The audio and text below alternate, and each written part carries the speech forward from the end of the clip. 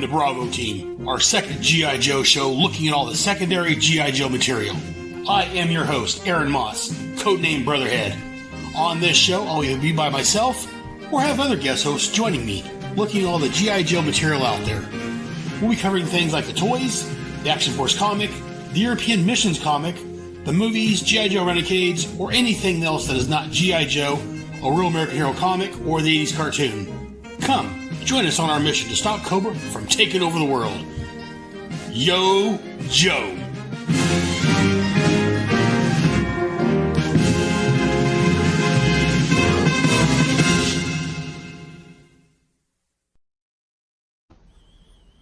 Hey there, and while this isn't necessarily a Bravo team, I don't have an opening recorded for the Energon Protocols as far as video-wise, so I figured I'd play that. But yes, I am Aaron Moss, and this here is a special live recording. I'm releasing our new show, G.I. Joe, the Energon Protocols. It should be released now, but it looks like for some reason it's not playing properly on the site, so it should be showing up on your podcatchers.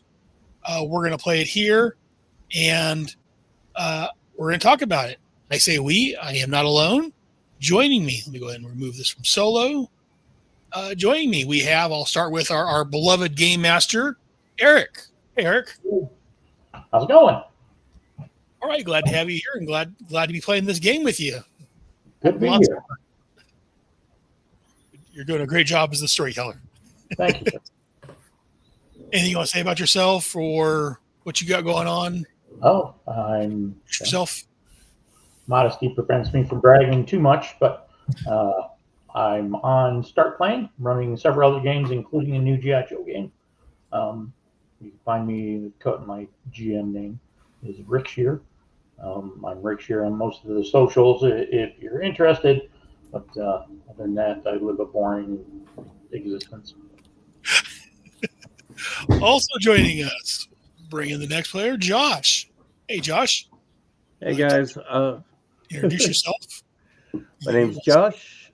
I play Reaper, who's our team's combat medic. I've been a longtime G.I. Joe fan. I'm also a GM. I run some games myself. Really big into the Renegade game systems, and especially the Essence 20 game system. So yeah, I'm just absolutely loving this game. It's a blast. It's fun. Can't wait for everyone else to see the shenanigans we've all been up to. I'm not going to give any spoilers. And also joining us, returning back to the Headcast studio, he's been here a couple of times, Charles Cushman. Yeah, so now you get to hear all the things that I've been kind of teasing in the various other ones that I've been in. So I'm playing Classified. Classified is sort of the resident Man in Black type character that knows all the secrets and, tells them as sparingly as possible, trying to maintain safety and order in the world. But isn't particularly great at it and has to grow quite a bit along the way. So I'd never played. This is my first game that I had played with the Essence 20 system. So when you're listening to this, you'll be listening to me learning the game along with everybody else who will know the game much better than I did. So feel free. If you don't know anything about the Essence 20 system, don't worry. Neither did I. And you'll get the explanations that everybody was providing me while I was asking and finding out about playing. It's a great, great, great story. I just recently listened to it for the first time, and it engages me. I've already been through it, and yet I'm still interested in hearing what the next thing is. So I'm very much looking forward to tonight's cast. That means we're doing something right. And finally, last but not least of all, we have Mr. Ryan Costello. Hey, Ryan. Hello. I'm Ryan Costello, one of the designers of the Essence 20 system and an author on the G.I. Joe Transformers and My Little Pony role-playing game core rulebooks, as well as over a dozen other Essence 20 projects from Renegade Game Studios. And I play Scaffold. And not to be kissing up, but you guys are doing a great job on this. I'm loving, like I said, and all of us said we love the game. You guys have done magnificent. I've been waiting for a G.I. Joe role-playing game. I even realized I've been waiting for it. But So modesty does not, whatever Erik said, the opposite of that. Yes, I agree. I think S20 is a super fun system. I love writing for it. And it's a great community has built up around it. Players who are fans of these these brands that I'm also a fan of, and now are fans of this role playing game that I've had such a major role in. That I feel pride and kinship from it all. And bring us all back in. Actually, what I can do for right now is, oops, 1 second. And that for right now. So usually what it is Thursday nights, 4:00 p.m. Pacific time, and then respective time frames across the country. The 5 of us get together and we play G.I. Joe role-playing game. We do it on Discord. We had one other player, but due to life, he's no longer with us. He had life come up, interfere, and he'll be in this first episode or two. Our other Erik Ergen, am I pronouncing that properly, I think? I believe so. He joined. He's one of the leftovers from the previous game that Erik was doing that, again, I was loving. So so I figure what we'll do is we'll play this. And 1 second. Don't care, knock it off. But my dog's trying to nod here on me. So we're going to go and play the thing. And like I say, it may be on your local podcatchers now. It's not showing up on my website, which is headcast.headspeaks.com. I've got to play to figure out why it's not showing up on there like it should be, but it should be on your podcatchers.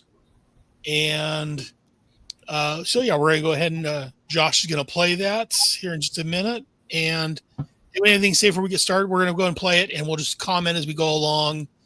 Any thoughts or anything that we want to bring into it. So, do you have any other thoughts or anything you want to throw out there before we get started, or just? I guess I just recommend that anyone that hasn't listened to this episode is better off listening to it without us talking over it first, because we're not going to be giving them the chance to really understand it, because we're adding additional material to what they can listen to on their own. Maybe some background, maybe some. This is a little bit like the behind-the-scenes special edition, special release. Yes. Director commentary. So you guys let me know when you're ready, and I will hit the magic button to start. Marty says there's a lot of love in these games. Yes, there is. They're fun games. So we'll go and get started. Go ahead, Josh, and hit play. Here at you. Here a couple months ago, I announced that we were putting an end to the G.I. Joe The Adventure Continues game due to life. Well, since that time, our glorious game master, Erik Smith, has, he's restarted the G.I. Joe gaming universe. He's gathered myself and the other Erik from our game, plus a couple of other new guys, to start a new G.I. Joe adventure. This new story/game. Erik, you want to talk about recruiting the couple of new guys? Studios, Energon That's where Yeah, G.I. Joe and remember Transformers what I now did. combined. I saw your post, I believe, on the Renegade, Stories will tie into the G.I. Joe Skybound page. G.I. Joe and I don't know how Yes. many other pages you posted to. out on the shows. So if you wanna Just get there's that kind of one other big background Facebook and group. It's other just stuff that's G.I. Joe happening in the RPG and universe, the Renegade site. please check out I the went on comics both from of those. Skybound A Entertainment. couple of my This local will be the groups. G.I. but Joe no one's stories. under that. What is happening in real life is that But I was on every fortunate. other Monday, Erik has a Transformers game he's But writing. Unfortunately, due to life, everything I'm went not able to record surprisingly those, so we're smoothly. not going to catch those Even stories. But smoother on the than off the weeks first for the campaign. Transformers guys, Was mostly my Erik is running personal a friends. G.I. Joe role-playing game. So we're going to be doing this every 2 weeks. Luckily, you made a couple For now, more I'm gonna personal be releasing friends. these So podcasts monthly.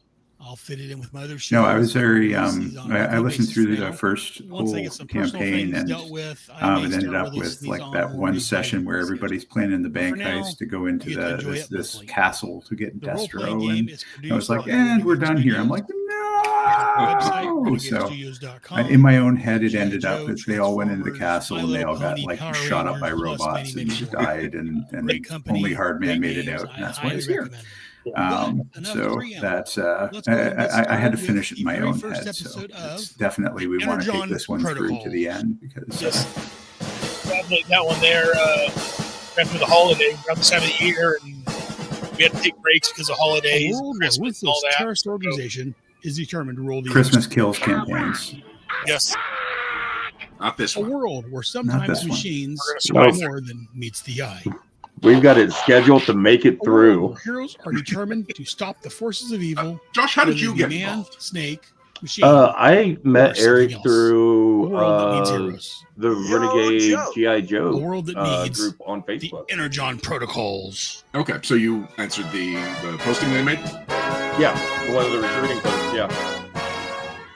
Okay, yeah, so that's Anyone similar to who's me. I not saw the up post. on the I comic contacted books. Eric about joining in. We're playing in the And Energon universe. Eric's first question was if I was Combination familiar of with the G.I. system. Joe and So I had to Transformers. explain who I was, So and he was basically going to be happy running to have me on in board, I believe. real time. And then So I events asked, I that said, like, happen I've got another guy that I think this would really coming enjoy week this in group, the but by Corporate then you Commander were books full. Are basically happening And so Charles, right now. was And on deck, you and if just anything was going to ended, happen, but then, and like, they're as we were rebuilding going or up to the building first a new session, it was pit clear, in well, Utah. I guess we're So not going to, that's I the guess there's not process. going to be any room for They're Charles, which starting is to put unfortunate. out feelers to And then, like, particular day teams of, to deal this with other this player that you advanced had lined up found out you weird weren't using a new virtual alien threat. tabletop. So He was like, while the oh, well, then I Pentagon can't and play. Hawk I'm out. And I'm like, Charles, their you're in. Child Duke is kind of So working on fast. the infrastructure I didn't know where you got of that they were this using specific virtual special tabletop. branch or whatever it's going to wind up being. I never the heard that. Pentagon All of a sudden, likes like, I'm using that. Well, I'm out of here. Spread out and Heck, not okay. hyper concentrate. At least in this instance, Wait, has we've been passed using beachhead, virtual tabletop? who's an Army Ranger Oh, and no, well, we have. You training have. sergeant, and It's like I've been all-around working off these loose leaf notes that unpleasant have person, been but in the good way. We're always posted in like, the why chat. isn't Beachhead Charles moving his was putting token? together a special investigations team, and that's basically going to be you guys. Hey, Aaron, So is it one day, possible to while turn you're down the volume living on your life the and furthering your game military session careers, just a you little? will get a Or do I need to go do that? signed You would need to do that in your mail head. I thing. You have to sign for it. Okay. The word Because escapes me. It's going to happen It's every now just and a again. little Registered loud, I mail. think. It's hard Yeah, to that one hear what comes to everyone you. else is saying over it. Yeah, I can mute it. That's Oh, about why it. don't you keep it playing? So and I'll most of just turn the you, volume except down. for Copper, are in the services now. So that will come directly to your barracks or wherever you're Top would stationed. be the other And Eric. it is essentially reassignment papers. Like you have 48 Actually, hours. That wasn't Get true the because Nellis Scaffold's also not Air Force Base, enlisted. He just was outside of Las civilian Vegas, engineer, Nevada, not recruited. and wait for further orders. Copper, we kind of touched on how you're getting this paper. I don't know if I knew that. Just between us for the moment, but Yeah, you so also have this paper. it comes up a couple of times in this episode. I was authoritative. playing Scaffold It's as the the guy order who was around not taking your any of the civilian. weird stuff. Literally, was always trying to get to the bottom of, you to like, show up. what do you mean a wizard? So, What do you mean an once alien? you Like, are okay, so it's at someone from Dallas, another country, right? It's big base. Because he's used to firing being range the weirdest attached guy in the to it, room so as it's, like a hundreds of jetpack thousands of engineer. acres. And so Right. the fact that he Involves got in a and now he's the mountain normal guy and a dry lake bed. took a lot of adjusting and for him. They do all of their weapons testing there. So you're there for a day, maybe slightly less, depending on when you get Yeah, in see, from in my wherever personal you were canon, originally stationed. The and other a guy player finds you who was and a gives you civilian. another letter. Well, This that's one why is he's not not around official. anymore. It's in a Because, plain envelope that because, you buy at the like any agency I work for pharmacy is super not within 20 comfortable miles with of you. It's not somebody even with legal his size. level It's of one of those like inability birthday to card draw envelopes. attention, And knowing in what he it knew, is a and handwritten so note now saying, he's in a giving black you site prison somewhere. directions. Some languishing. small He side was even a road minor celebrity about in 2 hours north MMA, of where you are, yeah, in mixed martial arts. So on it made State sense Road that he had to 50, go. which is nicknamed the Yeah. loneliest road. So because Lamar, there's he nobody was- on it. You wanted to play between all sports. basically Yeah, Austin it's and great. Eureka in Nevada, and you're Another supposed to alternate get universe. You've been one of there our at players. approximately 9 p.m. local time. Namato, are you David Martel? A group of us, or is there a large group of us Let's there see if he together? applies. But yeah, Yeah. I When you're suspect jealous, I you don't know know each who other. the Marto Okay. is. You see each other in chow Hey lines. guys, how's that You for have no way to volume? I know was talking who over each other better. are. I Okay, didn't so hear any we difference. don't You know guys? that we're all Heard any- going to the didn't hear same any difference to location, so we wouldn't like, hey, let's carpool. Correct. Oh, there we go. It's who I thought it was. It's David Martel. The fact that he has a French handle on, I'm assuming this is coming from YouTube. Yeah, on YouTube. Kind of narrowed down who it could be. And then when he said that he wanted to be in that game as well, yeah, I was like, okay, well, how many francophones do I know that are also in this game group? And I took a shot, and I was right. You guys are going to come in at 9 Sorry you were o'clock. able to join us, David. What the directions go to is an army base. Yeah, I guess that's kind of an interesting piece about this is that, well, it started out a mostly American group. It then ended up being a mostly Canadian group. Barbed wire and all kinds Yeah, of yeah. government So I forget who, Walk besides beyond myself, you're gonna who get shot. in America, who else is in America here? No, I don't want to No say one in the guard. Yeah, it's me. Eric. You approach He's the gate. moved. It opens for you. I'm the other Drive American. another Okay. mile in until you No, pull I'm up. still to technically an American. I just moved to Montreal about 6 weeks ago. Army grocery store. Yeah. The transplant. fact, like, Canada's a big country, so the fact that of anywhere that you could have moved, you're within like 40 minutes of me is like super funny to me. So they're big and wide and tall and kind of stick out. There's minimal lighting here, so you get the impression that it's not man. Now, in this first episode, I had to back out like fairly quickly. It's actually, having listened to it back, I leave sooner than I even thought. So, Aaron, I'm curious, did you ever think about just editing Scaffold out? Because he just disappears after, you know, I've definitely said more now than I say in the entire episode. I thought about it, but again, we do comment. It take a lot more to edit you out, and our replies to you, and I stretch out. you know, he'll just vanish at some In point. this scenario, this looks. Yeah, I do. So when you start doing the requisition phase and people are asking questions, and I'm like, why aren't I answering? I know all the answers to these questions. It's like, oh, I'm gone. You don't see Scaffold for the rest of the episode.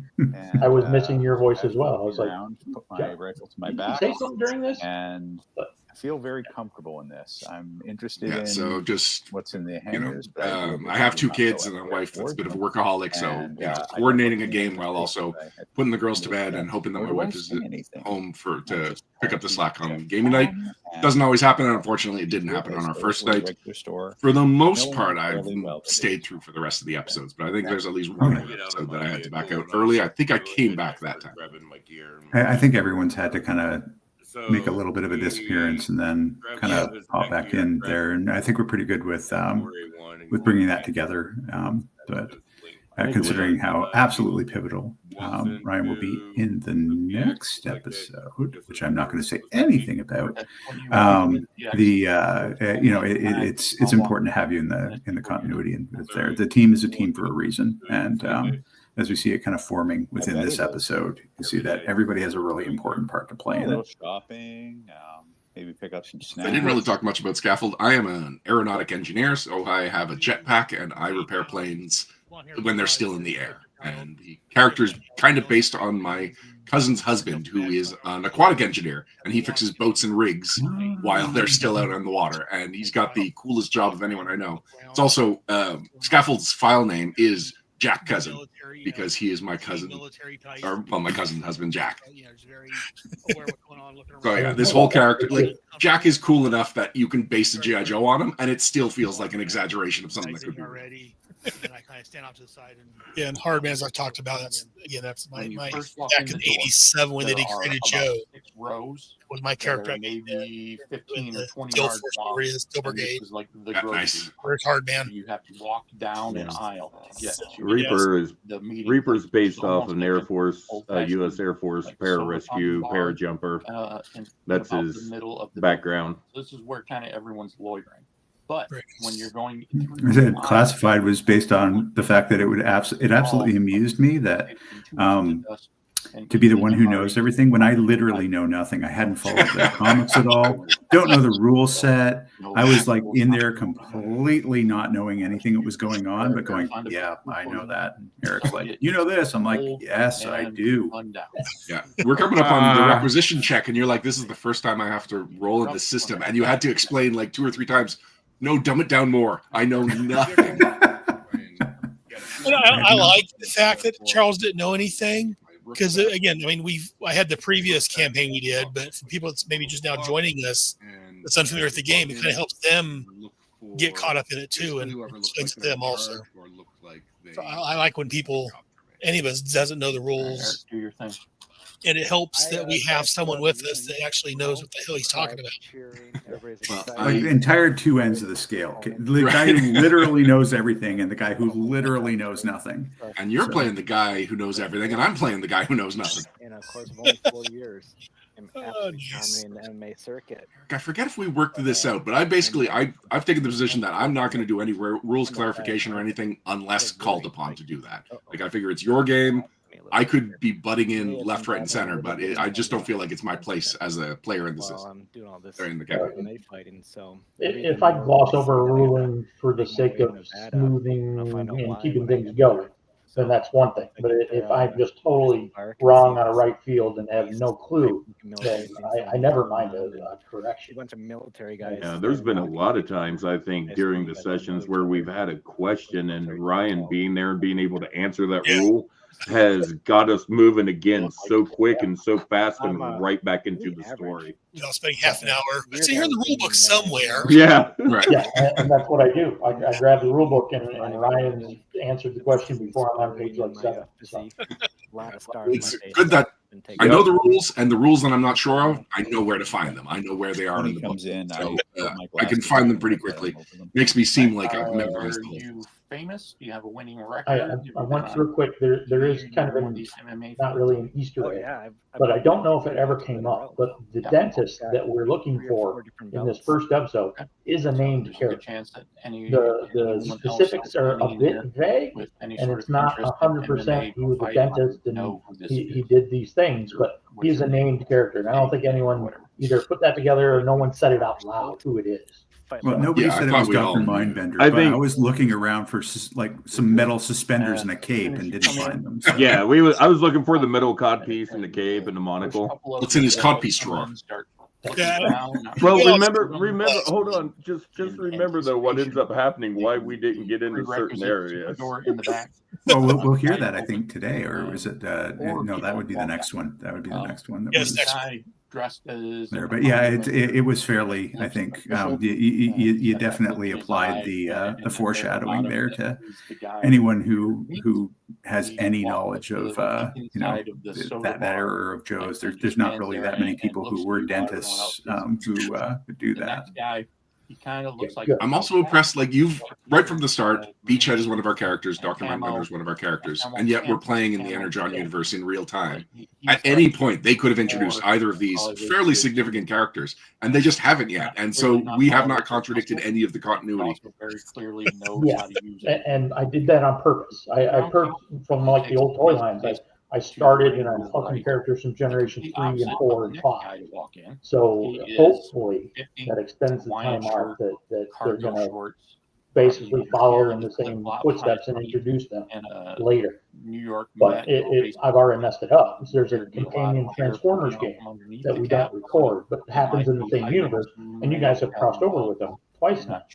But I decided I was going to put the Nemesis in Erie, Pennsylvania, and then a month later they revealed that the Nemesis is in the middle of the Pacific Ocean. So and it looks like he's resisting. Isn't that where Erie, Pennsylvania is? Over the bar. Sometimes, yeah. I mean, giving off a lot of. It could be. Suburban. I just know it from the TV show that weird stuff happens there. Who stands next oh no, that was Indiana, Erie, Indiana. I guess it wasn't Erie, Indiana. Yeah, sorry. No, Pennsylvania is totally normal. Dark hair. It's like Springfield. They all have one. 5'9", 150 pounds. Looks like he's in the Army, but it's not. You don't recognize the patches. It's no. I think what I love most about the openings of these original, sort of the exposition pieces, is how flowing and neutral Eric's voice is as he's delivering it. Like I could listen to that. I could listen to you read the phone book. Like it's just very, very chill to listen to that.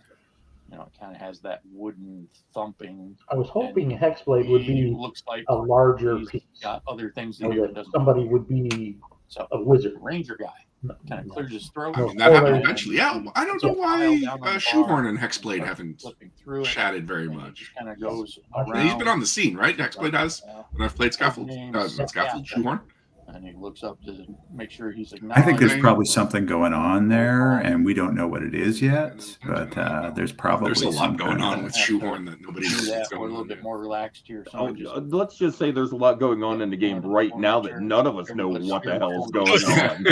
All right. Let's just say when we left our last game session, Erik left us on such a cliffhanger that we're all waiting until the new year to get into that next session. And it's been a while. It's been like a month or 6 weeks since we played because of appreciate you taking the time to meet with us this evening. And live stream is happening on our game night. Yeah, but I'm telling you though, I am just itching to get back into finding out what's And going to everything happen about next. him is classified. So, And that's I'd like to another for all of them, right? It's got you've built in the cliffhanger, you've managed the time really well, so that at the end of it, we are at a reasonable break point, but not just a reasonable break point, but and tune in next time moment, which are really keep you coming back. And it's I love that about it. I also want to mention, because this is kind of going through, we dither way less, I think, than any other adventuring party I have ever heard. Like, we make decisions faster. We don't dwell on rules anywhere near as much.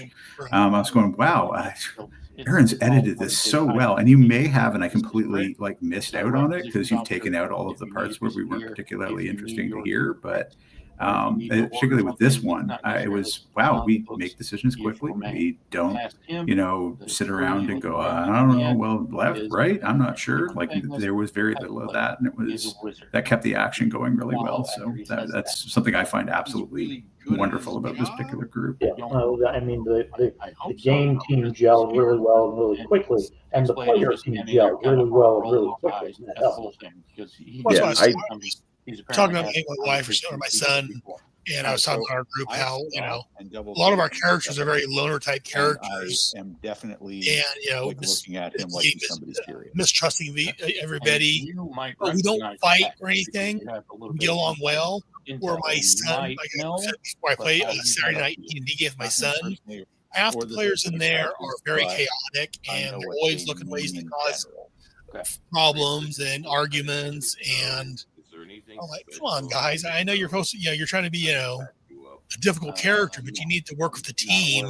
The GI Joe game I play, we're all difficult, mistrusting people, but we can get along because we know how, we're adults. Fantasy movie. I think part of it is the way we approach. Each of us approached our characters. We approached our characters like they're professionals in their fields, and so that when we were put together as a team, we started with that same kind of mentality in our characters, and so the characters gelled. And then just as players, I think just this group of players has just gelled really, really well together. He has to take a moment. It's like he looks down. I've known Ryan for 20 years, probably 20 years. Is that about right? The next 98, I think, is when I found the bivouac. Yeah. So about 25 years now. So we should be having our own silver anniversary sometime soon. But I didn't know anyone else. After session 1, I'm like, I can't wait to talk to these guys again. So. Actually, also, no, go ahead. I don't understand. I would say that and living in fear of Eric's dad voice, going. Are you going to be a problem for me? So I can turn this campaign right around, and we all go home. But anyway, sorry, Ryan, you go ahead. Well, I was saying that listening back to it, I'm the only one you knew in this group, and then I disappear half an hour into the episode, and you are still gelling with everybody, you instant chemistry with the whole group, and it was nice because I could have easily seen you become the wallflower of the group, although Classified probably wouldn't have let you do that to him. He definitely has a flow to him. He has an energy to him that it's very easy to just grab the coattails of and follow along. And it's even funnier. I listen to it and I hear he has all of this wonderful confidence and he just knows what's going on, and I don't. So I'm going, why does he know more than I do when I'm playing him? Here's the thing, Charles, I didn't know until now that you had very little knowledge on the game system going in and stuff. So that makes it even better.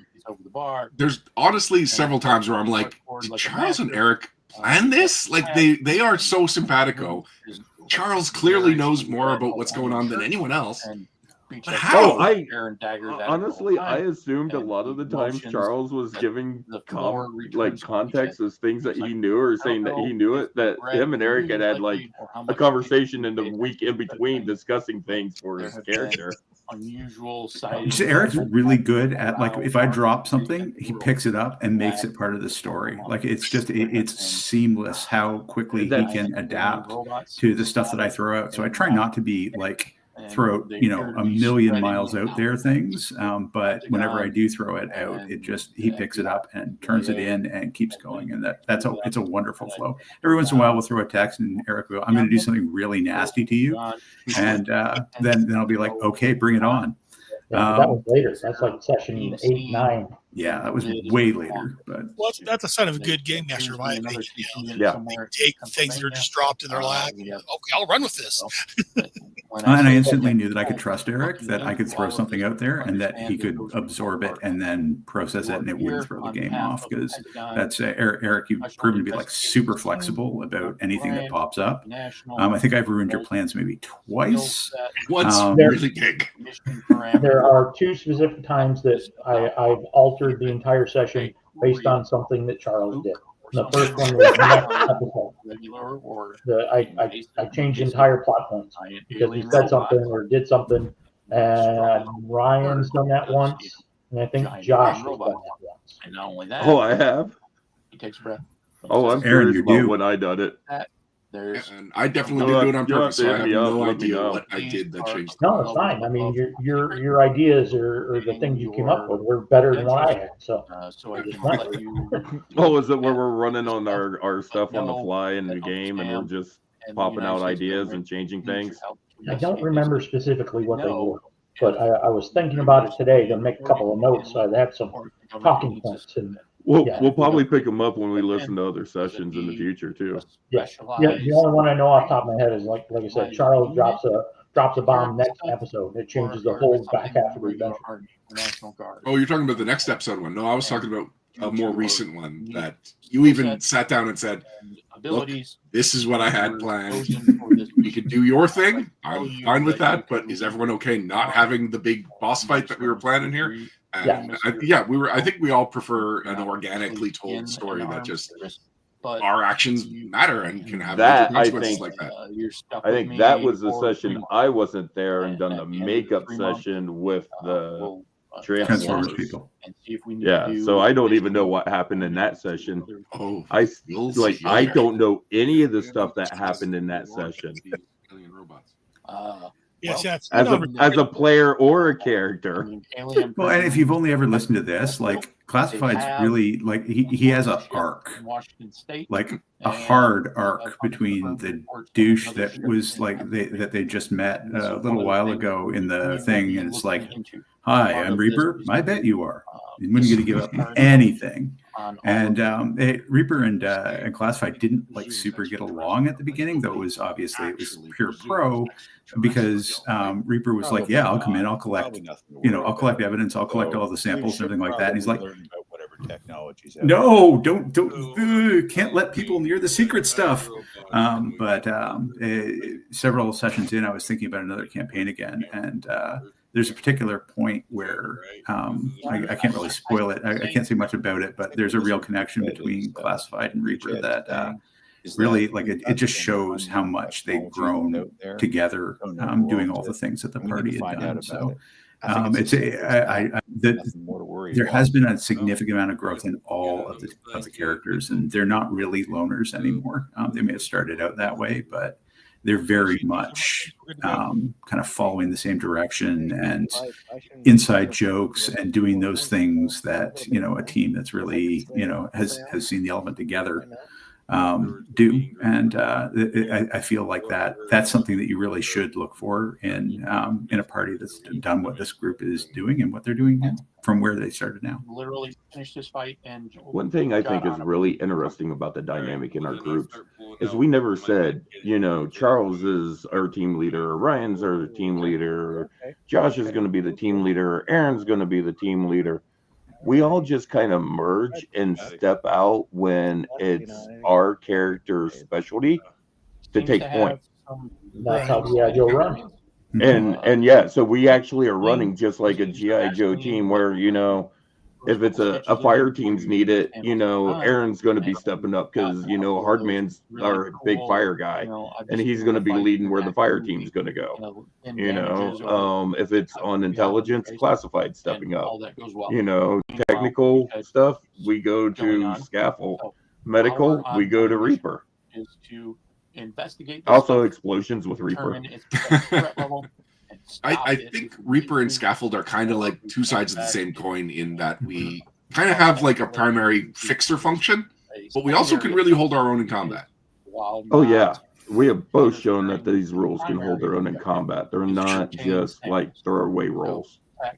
And I think that Hardman and Classified are two sides of the same coin in that I cannot hold my own in combat and have proven horribly inept to it. But Hardman will be like, okay, everyone get behind the shield. I'm going to gun everything down. And Classified's like, I'm going to hide in the ditch. This is now, hold on. I got to go back. I got to go back to one session though, where you held your own in combat against. I don't want to give anything away, but it was you and me, and we was trying to rescue a team. Remember, we was in the cave and we was outnumbered, and you're the one who really saved our asses in that fight. Well, I think that what it comes down to is that I use my words because I'm inept with my weapons. So I just use my words. And it's really a credit to the Essence 20 system, how powerful people who use their words can actually be. I looked at the skill set that what ended up being one of Classified's primary skills, and went, what the hell is this? Okay, I'll write it down, but I'm not sure I'll ever use it. And it turned out that it turned out to be, when properly applied, an incredibly powerful ability. And so everything within Essence 20, you have to kind of look at it twice and go, no, actually, that is good. Oh, no, wait, that changes everything. And I know that, just this one weird, obscure thing I wrote down on my paper has probably caused Erik more pain as a GM than any other skill that anyone has. So it's been really, it's been excellent to explore the system, because there's wonderful little gems in it everywhere. Little earbud thing. I will take credit for that specifically because you are playing an officer and I designed the officer. And my goal was definitely to be like, this will never be the guy that gets the kill shot, but the kill shot happened because of this role. And that's very much how that has happened so many times in the game. Like he's standing right next to you whispering. Like Classified has opened up the door for either Hardman, Scaffold, or Reaper to get in and just stun the person down long enough, lock them down long enough, daze them long enough, whatever it was, for us to get in and do what we need to do. Why am I under house arrest all of a sudden? It was so satisfying to do them too, because it's not just about rolling the dice, it's about really saying the words that Classified would say in order to have the impact that the dice did. And that's, that's a really fun part of this, because it just, I don't know, there's a really evilness to the way Classified goes after people sometimes that I would never in real life ever do. And so that really kind of makes it a joy to just unleash that little bit of evil that he can do. But you can see that that's part of the growth of him as well, because when you listen to him here, he's barely able to do this kind of stuff. He's just not. And there's a reasoning in the game as to why he's growing. But it's just interesting to listen now about the fact that he doesn't really know what he's doing or how to do things effectively, and he's learning it on the job while maintaining that I know what's going on, I know what to do, but not really knowing. Really the only military personnel as of about a month Classified ago. Is the officer role. What's your focus? Battlefield psychologist? Battlefield psychologist. That's sort of where that part comes from. Is aware of any of and that. There's stuff in the character that hasn't been revealed yet. Erik knows a bit about it, but we're kind of freestyling where that goes. But why that comes into play, why that matters. And that some of that we know, which comes out in later things, but some of it certainly isn't obvious right now. Like a 2-page personnel file on a dentist, Dr. John Bender, DDS. Oh, here we go. One or two other initials after the DDS. He's a practicing dentist, and maybe he's got some research credentials. Nothing remarkable. Her DDS and dental school. Bender, and I know. Atlanta. My Bender.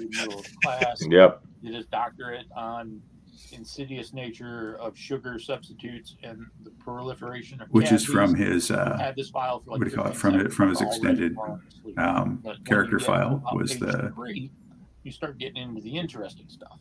The sugar thing. For a dentist in a know-nothing town Where's the in sugar Colorado, thing? Like from the Order of Battle comic? I believe so. Okay, but it's not in his I think file, so. right? I think so. Level scientists. And Yeah, I would have Yeah, to it look was. up. It was. I think it was in the Order of Battle, the extended one where Hama had the extra long file cards on everyone.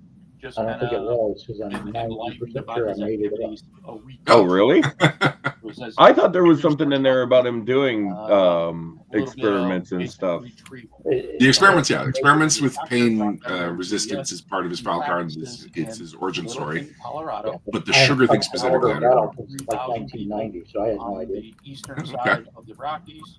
You're an hour or two drive from Littleton to the plains. And he says that there's enough weird stuff going on with this guy that. And how do you find the Vanguard? There's a note in here in like his stuff he's done What? to get himself arrested. Is it Aaron? How do you find the Vanguard? They want him for What do you questioning. mean? Oh, I like it. For an investigation into. Sorry, we said how do you find? Dictator. Funny Oh, story. no. What do you feel about the Vanguard? Like, what Page is 76. Huh? So I'm a little slow. It was back in 2000. It was my friend's wedding back in Kansas City, Missouri. And again, I'm from California, so I'm out there, Missouri, and one of the guys, older guys, was like, "How'd you find Missouri?" I got maps, and I followed the road. It's not that difficult. My friend's like, "No, it means how you like it out here." Oh, okay. Sorry. That was a local expression. But, it's up to us. no, I like the Vanguard. It's Yep. I say I saw that, and I remember my character I'd made for I created the joke that would fit perfect. I need to do that. Big, Protect your character, and I try to make a character that's more background, not a leader type. Because like I said, the D&D games, I keep trying to do that, and I keep getting pushed into the leader roles because the rest of the group is a bunch of clowns. But right now I'm a cleric. Anything in the lab. It was just a long group to help out the group, and somehow I've been appointed leader again. So in the fridge or something like that. Yes. But yes, I like the Vanguard guy. Find out It kind of gives me an excuse not everyone has stuff. What's your focus, Aaron? The ordinance? No one's quite exactly sure What's your focus as a Vanguard? I'm trying to remember. Downtown Littleton. Sorry, that was me thinking. Building. He rents out the apartment above the dentist's office. You pull up and see real quick. There's a one-page piece of paper on him. He's nothing. He's a janitor at the school and pays a ridiculously small rent amount because it's above a dentist's office. And this guy apparently knows nothing. Not associated. And I think I mentioned at the top, my Reaper's infantry combat medic, So, infantry medic. He doesn't have any property tied to his name.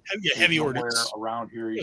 Heavy ordnance, yeah. That's kind of like the default focus for the Vanguard, and then the other one are the whatever full it ones. is. His paper trail seems to indicate. Dave says I find the Vanguard hard to hit. Even to you weird paperwork. Eric, do you concur?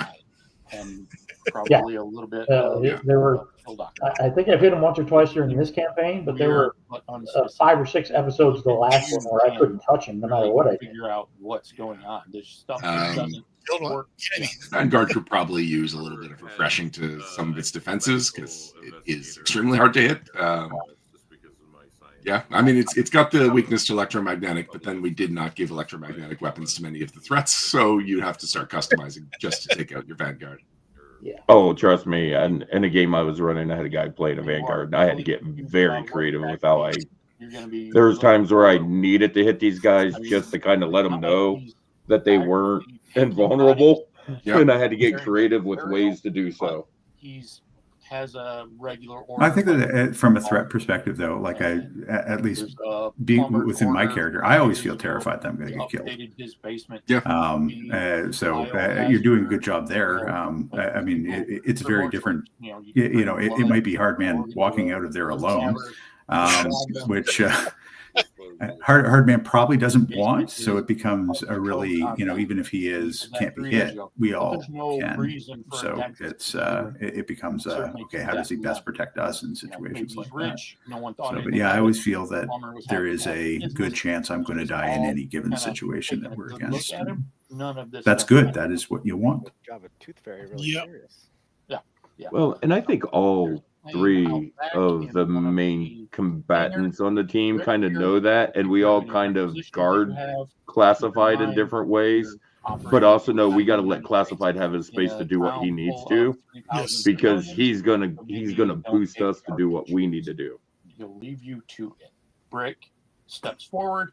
He takes you into like the back storage room of like the grocery store. Dave says that and all cleared out. they decided to give the Vanguard meat shield instead of the default personal shield. Yeah, so the meat shield was an alternate role perk that was introduced in the Sergeant Slaughter's box set, and the reason was that we wanted to give. Actually, it had a couple of purposes. One of them is that we wanted to give a Sergeant Slaughter themed Vanguard focus, and that like electronic shield just kind of threw off the whole thing. He really needed to be like superhuman and not enhanced by technology.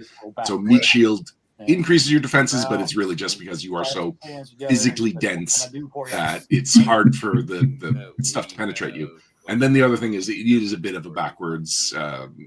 It's like on the fly errata, where it's like, yeah, okay, a lot of groups are noticing that the personal shield is pretty powerful. So here's an alternate that is straight up a lesser perk. Like you are a worse off character because of it, but the group is kind of a little happier if you take the meat shield. Because I really like this aspect of the game. He has the constitution of a vending machine. It went over really well. Okay. If you want me to go as an example, I will. Unless you want to go through the process first, and then I'll do it. Oh, I see what Stode's saying. So, standard requisition is 3. Oh, right, the requisition phase. Anything or forget to mention something. Yeah, so by now I'm gone. I hadn't even read that chapter. Oh, anyway, see you guys. This was a fun. Ryan's like, all right, out of here. Trained in, qualified. No, I can talk about all the things Scaffold would have said. Basically, upgrade. What was Scaffold's focus? Scaffold's focus is Rocketeer. It's from Cobra Codex. So it's Technician with a jetpack. And even though it's Cobra Codex, it kind of applies more to G.I. Joe, and it probably could have been either saved for an equipment book that we knew was eventually going to come, or even been used in the core rulebook. But anyway, Cobra Codex was being developed, and we wanted to make sure. I wrote Cobra Codex by myself. I just tend to say we because I don't like taking all the credit. But in this case, Cobra Codex was pretty much mine. Yeah, so I wanted a jetpack. I love jetpacks, and so I went with the Rocketeer name. And like part of the description even said, Oxford English Dictionary defines Rocketeer as whatever, a guy with a jetpack, just so that the developer or the editor didn't look at that and say, no, that's Disney owns that word. We can't name it that. It's like, no. They named it after a legit word. We can use this. It's fine. It's a dictionary word, and it's the perfect word for it. There's actually a lot of fun wordplay hidden in there. Like the perk that gives you the jetpack is called Skybound.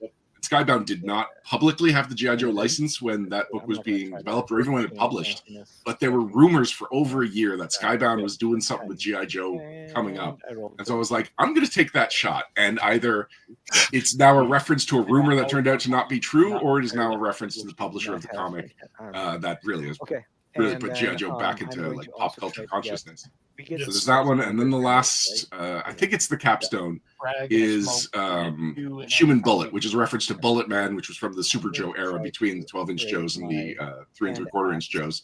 When Hasbro was just throwing stuff at the wall, and they decided this guy is literally a human bullet. He has a helmet like a bullet. He flies at you, and it's like you are being shot by his whole body. And so, I made it gender neutral, and otherwise, it is a reference to that character. Natural 20. Very nice. Sweet. Yay. Yeah, there is so much stuff like that in everything, like every corner of the books. And like at one point an editor had changed. So there's a line in Ferocious Fighters, Faction Action 1, which is a Flint quote that Snake is sneak spelled sideways. And an editor changed it to like Snake is an anagram for sneak. And I was like, no, you pay me to put these G.I. Joe references in. Now you've accidentally paid somebody to take a G.I. Joe reference out. So now that I've caught it, please put this back in. And the producer was like, could you just give us a list of all the references so we don't accidentally take them out? It's like, no, it would be as long as the book. It would be the book. Okay. Exactly. Yeah. Do not change a word I wrote. Well, and the esoteria that, I think that's the right word for it, but there's just the weird little tiny things that, having known Ryan for so long, I can pick out deliberately like sentences that I go, I would stake my life on the fact that Ryan wrote this sentence. There was, I think, one around somebody turning into an orca.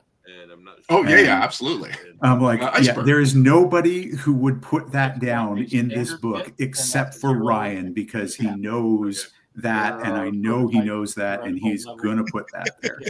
So that was, there are some places where it just absolutely shines through that you know this material so well, and not just it, but all the little weird bits that nobody thinks about anymore.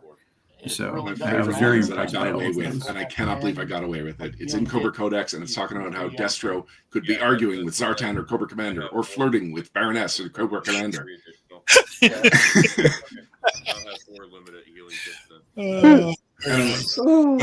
Prove me wrong. Prove me that when he's saying "my dear Cobra Commander" all the time, that there's not something going on there. And nobody stopped me from doing it, and so I did it.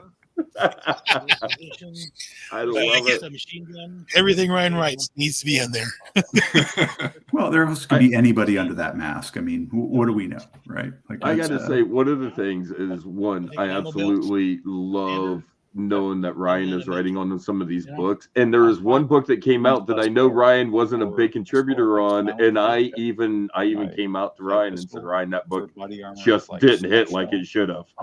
And the reason why is when you have someone that's got the love and the passion and the knowledge and everything, that shows through in that book. And then in that one, it just, knowing that you wasn't on it, it showed. All right. Well, it's not that I wasn't on it, because I've never. I mean, you was. Sure, people can look at the credit. It is the Quartermaster's Guide to Gears, the only hardcover that I wasn't involved in.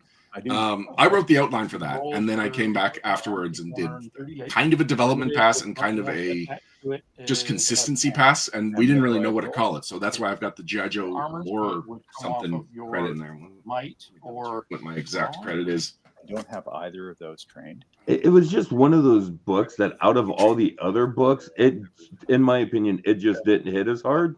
And it just had a different feel and a different vibe to it. And and honestly, in my opinion, I think that's because Ryan wasn't on it as much. He was, but not as much. He didn't put as much content into it like I've seen in all the other stuff. And like the Cobra Codex is awesome. Which I have. Yeah, so I think I will say Quartermaster Guide probably just doesn't have as many winks and nods, because the options are still totally valid, and it is still the stuff that I said should be in here. And I'd been like 3 books ahead. I had my spreadsheet of like, here's 6 focus options for every single role. We've got 3 of them published now, and then Sergeant Slaughter came out, so I was like, all right, so we've got 3 more, which now it's uneven, so now we've got to make sure that over the next couple of them, we even that out again, and then when Quartermaster came, it's like, okay, now we can put one of everything back in there. And all of that was already outlined conceptually, but then it was given to other freelance writers, and then I did have a chance to make sure that everything kind of vibed with my original vision of it. So, again, like, there's a lot of my DNA in that book, even though I wasn't one of the writers.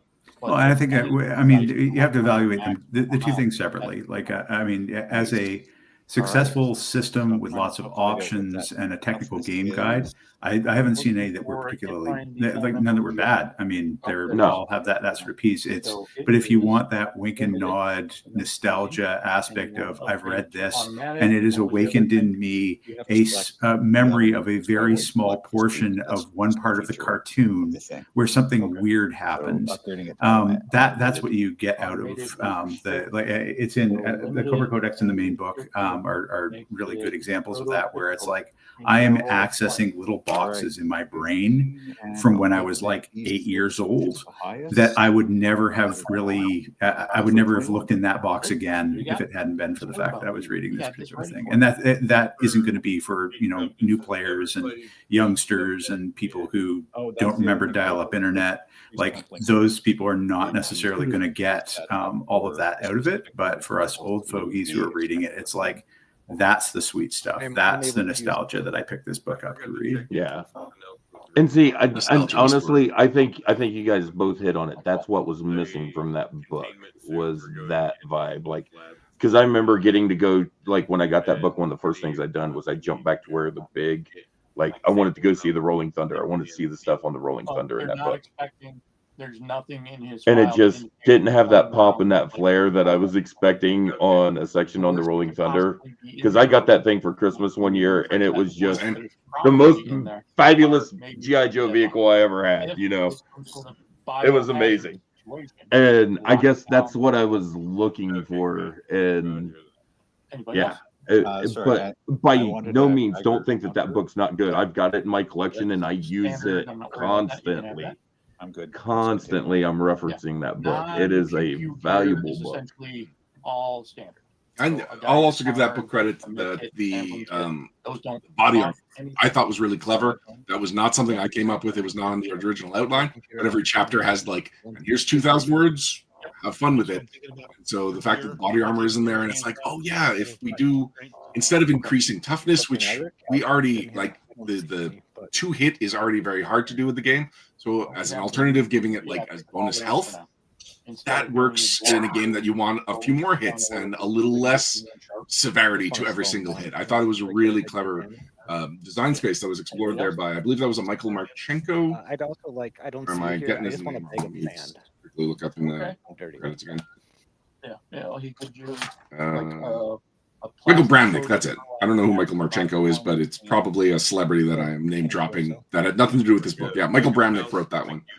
And I know Ivis is the one who decided to put Excalibur in there because Excalibur is featured in one of the episodes of the animated series, and that was a really clever idea. I do think that was a cute little idea to see that dropped in there. Think they're gonna need. And at Gen Con this past year, I did new because it was another crossover adventure, and so I did pre-generated characters, and then I needed a suite of the crossover mix and match ones, because the previous year it was a crossover adventure, but characters were single setting, whereas this one we had the chance to do multiple settings, so I wanted to do a selection of multiple setting ones. One of the characters is literally King Arthur. That like literally is even in the character's name, and the reason is because I could actually give you Excalibur, and using the time travel options from Power Rangers from a jump through time, I was like, all right, here's King Arthur. He's just been physically displaced. He is confused, but he's got a sword and he's good with it. So have fun with that. Apparently, that was the most popular of the pre-gens. And as a GM, Ryan touched on something I want to touch on there, because I GM as well. All these books are great for crossing over and blending and mixing and bringing stuff in. One last thing like for me, there's an auto lock gun. I've got a game that I'm wanting to run that's basically a Worlds Apart. Remember the episode where Steeler and Clutch and Grunt and all them got pulled through to the alternate world where Cobra had won and G.I. Joe had lost, and yeah, that is the part that those books have stuff to set that up, play those kinds of settings in. You have the magic aspect in My Little Pony. Like, I wasn't a My Little Pony guy at all. Now I just got the My Little Pony books in. I've got 3 My Little Pony books sitting on the right by my chair. But I'm telling Charles, you what, your reaction when I was suggesting picking up My Little Pony as one of the next books for you, you were like, really? I'm still blown away by that. Like, and so that's one of the things where when I'm trying to drop you should be looking at Essence 20. It's like, yeah, it's Power Rangers and G.I. Joe and Transformers and My Little Pony. People go, one of these things just doesn't belong here. Like, I mean, how do you have combat in something where it's like, are they going to hug you to death? Like, what's going on here? It's like battling a Care Bear. But no, I mean, if you look at the materials, they've really some really interesting, scary things that they can do, and it brings the whole magic aspect in. But I just like, if I were to put those toys on a shelf, one would definitely stand out there as not necessarily being tied to there. So I think some of the brilliance of this is that it ties together properties, which I didn't really think could be tied together. I mean, it's really straight up. I don't understand. So it'd be interesting I don't know if there's anything more, and I'm not asking you to say anything, but where could it go from there? Because I mean, if you've absorbed My Little Pony into there, I mean, you could probably get Strawberry Shortcake or anyone where there's essentially a group with a consistent thing going on. You could make it an Essence 20 property, and that blows my mind. Like, it's something that's been built so widely and so with so much flexibility that you could actually do something like that. It absolutely blows my mind that you can. I'll plug my blog then, The Essential Build. I really do stress test the system and see just how far we can go with the crossovers. I did one of the Ninja Turtles that are crossing over with He-Man toys. So Leonardo as a He-Man type.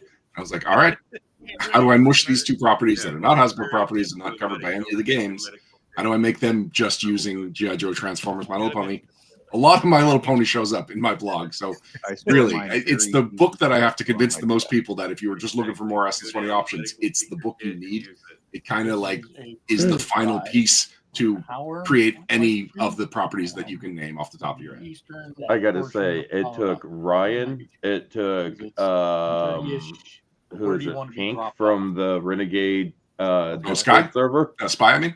Spy, yeah. Spy was it took Ryan, Spy talked to me constantly. You need to pick the book up. It's a good book. It's got some of the content in there. You're not gonna believe it. Spy was constantly talking to me, but then my fiance is really big into My Little Pony too, so that was just kind of that push that now it's like, okay, I'll get this. It's probably a good time though to say that like they're all available on PDF too, so you don't necessarily have to have it sitting on your bookshelf if that's not right. Kind of it doesn't fit with the character of your bookshelf. But I pre-ordered it. I got it the day you could get it for the Magic rules, and I stress that whenever I tell people I have the My Little Pony core book. I say I bought it for the Magic rules. That's what we give ourselves to walk. I am so proud of those Magic rules. I honestly think it is one of the best Magic systems in any role-playing game. It is the most like dramatic, like it is the most how you see Magic in fantasy fiction, and it is how it works in My Little Pony. But most of the time, it's not wizards running out of the spells they've memorized. It's I'm just blasting you until like my magical nervous system breaks down, and then I need a break. And that's what the downshift to cast is supposed to replicate. And it's I am so proud of it. I think it is the best thing that I designed in any of the books. And we've seen it in this game where the magic system's been brought in with Hexblade, with Shoehorn. And like I know people who have taken it and brought it over into Power Rangers games to use that in their Power Rangers games and stuff as well. Like that's one of the things that about this game system, because like seriously, I will tell you, my biggest hang up on getting the My Little Pony was, is this content going to really fit in with everything else? Or am I just throwing away $45 for this book that I could use to go grab another book I would like? But you're not throwing your money away on that book. Trust me, that book is awesome. Like, it all fits together. Yeah, it really adds in a missing dynamic if you don't have it, I think.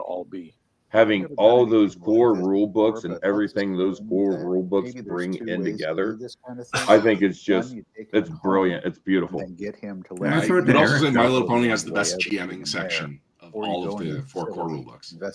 People call the field guides the GMing book that you need. That's like that kind of information is missing from all the core rule books. But if you're running My Little Pony, it's the only book that really it has all the GMing information. It has a lot of clever tips for how to write stories that are not necessarily about violence, but also where a fight could potentially break out. Like it had to balance a lot more plates than any of the other settings, and so I spent a lot of extra time making sure that the jamming advice and the little subsystems that I invented for it, like the stress. I wish stress was in all of the Essence 20 as an alternate to just straight up damage being the only consequence of failure. Stress is a really good system and really effective for storytelling and inspiring for role playing. Again, I'm going to keep patting myself on the back because there are some things in here that I am a fan of, even knowing full well I'm the guy who wrote them. I think stress would go a lot farther into incorporating cleverness and willpower. It's set up as defenses, but they barely get touched. Yeah, it's a lot more up to the GM and the players to create the story and the consequences of hitting willpower and cleverness. And because of that, some people run it by the book and they will then dump those 2 stats for, like, if there's 1 or 2 skills in those stats that they will focus on, and then they will dump the rest. And My Little Pony really encourages more rounded characters because there's a consequence to taking too much stress and getting knocked out or just stressed out or wiped out. To the mission, everyone I want to ask. So no roles for the universe is set up as a G.I. Joe and Transformers mashup.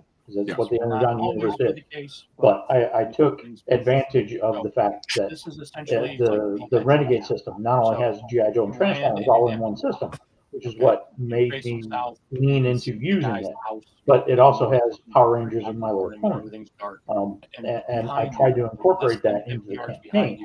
You guys blew right past it in the next episode. There's actually a Power Rangers guest star moment in This there, is going up to the sun. and You're you didn't do it. In episode 2? Yeah. We had something going on. Oh, I remember that. I know who it was. It was. I know exactly where it was. And when the point, I think, when we got to where we would have been talking to her is where I had to dip out in that episode, or to them. And it's just kind of no spoilers, but yeah. Yeah, no spoilers. Watch for it. I can't remember who. I remember a person. That's it.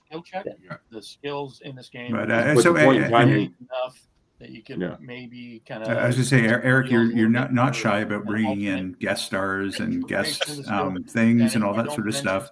Yeah, where does that come from? Like, how is that? It's great. It adds a lot to this when you kind of figure out what it is that you're against. But where does it come from? It's always been my hyper focus of fandoms. My fandoms exist on a wide swath. I'm not necessarily the guy for any one specific thing, but I'm fandoms of everything here, including My Little Pony. I could participate in it and contribute to a discussion, even though it's not my thing. And I'm like that with tons of IPs and movies and cartoons and books and everything. And one of my favorite things to do is to cross them over. There's nothing cooler in D&D than having Drizzt show up, no matter what world you're in. And as soon as my players started, rewarding that with liking my sessions and coming back, then it just kind of became my thing.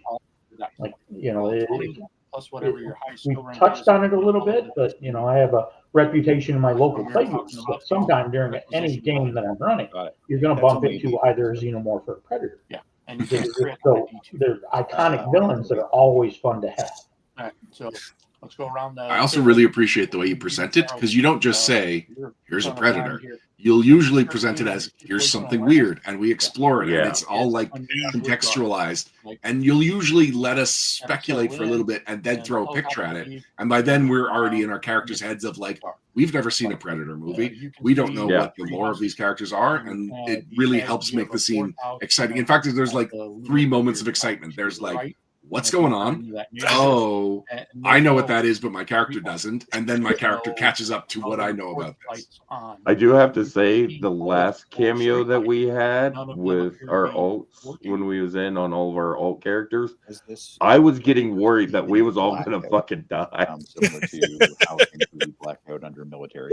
I was worried. That was a fight and a half. You guys actually blew through it a little smoother than I thought you were going to. A little smoother than I was hoping you were going to. Wanted to be a little bit more of a conflict, but he didn't wind up doing much of anything. Well, you also nerfed its defenses at some point when you realized you were just feeding us to this guy. Yeah. Glowing. Yeah, I think Aaron Aaron's character and my character, he was playing stealth mode, right? Yeah. Stealth mode and Mongoose were just getting ate up. I don't know if it's somebody cut the power. Because we were the two that was up in combat, because we were the only two that could really get up in that kind of combat and engage. And we were just getting ripped apart. I wish I had Hardman with me. And oh man, I wish I had Reaper with me. It was good God, man. Display that I have here. So, Eric, what do you do? Might have regular and alt crossover at some point, and that would be a formidable team. That information, nothing has any power. There's no peripheral lights, but even though it's because honestly, it's been basically A team, B team, really is the way we've ran them so far. Yeah, kind of blocked behind the dentist office. We haven't mixed at all, have we? We almost mixed the last time, and then I ended up going with Shoehorn, my alt character, and you can kind of hear the faint shuffling of footsteps, like they're walking in the That'll be road. interesting. We'll get it to happen. and you're vaguely aware. Yeah, because that can lead to some really interesting dynamics between the other characters too. It indicates that there are a couple of people. My two are really they're again not two sides of the same coin. They're like entirely different currencies in entirely different banks on entirely different sides of the world. Like it is, they're as far apart as they possibly could be. They are together, and that's also joyous to play. Yeah, it's something for everyone to look forward to. The reason there are alt characters. No detail in the darkness. If they're maybe. I also appreciate. So, Eric, right at the beginning, you said all the source books are open, and of course, the first thing I was like, "Do I make a magical character? Because that would be cool." But it really was sold as this is a G.I. Joe game where everything is available, and so I was like, I'm going to go with a little more traditional G.I. Joe character. I love the Rocketeer focus. I'm going to go with that direction, and I think we kind of all showed up with the same thing, in that we were all more or less single setting characters. And then when the alts were opened up, it was like, all right, now I'm getting weird. There's no danger. They were all very. The alt I didn't go with was a full-on dragon. Nice. With that was basically like had the ability of torch from the Cobra Codex. So he was a dreadnought flamethrower with actual literal as a dragon. So that was going to be fun, but I'm like, nah, that's going to make stealth missions and then interacting with the public very difficult, because it's very hard to, as a dragon, do that sort of thing. So I've got my body armor. Now you got me wanting to make like my version of Spike from My Little Pony, because I have learned enough about My Little Pony that I too can carry a conversation. But now you talk about a dragon. Now I'm sitting here going, oh, I want to make Spike. Did you order the rulebook through Renegade? Because it's part of the Baby Dragon Origin is part of the bonus material you can get. The what of the what? It's in bonus material. Yeah. So yeah. When you order through Renegade, you get access to a bunch of bonus material PDFs, and the Baby Dragon Origin is one of the ones for My Little Pony. There hasn't been enough. Yep, I ordered the bundle pack for Renegade. I ordered that bundle pack, and then I ordered the Stories of the Seasons. Okay, cool. I didn't work on that one. I really haven't done much reading through it, so it's probably the Essence 20 book I know the least about. Yeah, and I picked that one up because, like I said, I really didn't know My Little Pony, and it said it had like contents on like all their different festivals and events and stuff. So I figured, getting to know the My Little Pony world more, that seemed like the one to kind of go with. Okay, so that's information. But Knights of Canterlot is next up. Oh man, Knights of Canterlot is amazing. It is one of the only books that I am jealous I didn't get to work on. Yeah, and it looks like it's got an amazing magic section in that book too. Yeah, I've taken some of Shoehorn. I should not have named both my characters' S names. Yeah, I've taken some of Shoehorn's spells from that section as well. Down the street towards. And I've already used it in a couple of iconic builds, even though it's a very new book. Okay. So, Eric, how do you manage all that? Like, how do you build threats that can literally have to survive against all of the things that all of Essence 20 can possibly bring to it? Well, I'm going to give a disappointing answer. I don't pay any attention to your builds. I just build the monsters. And if needed to, like the last bad guy that we fought, I had to kind of tweak down because I made it a little too strong. But I shoot for being a pain in the butt to 5 experienced combatants. It doesn't seem to be. There's 4 of you, and then you always come up with something I don't think of, and that's another guy. So if I can make it a threat to 5 combatants, then I have done my job.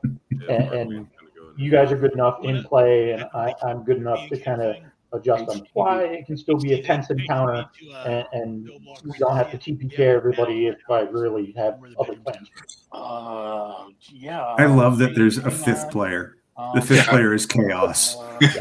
Pretty much. Very much like that philosophy. That is very cool.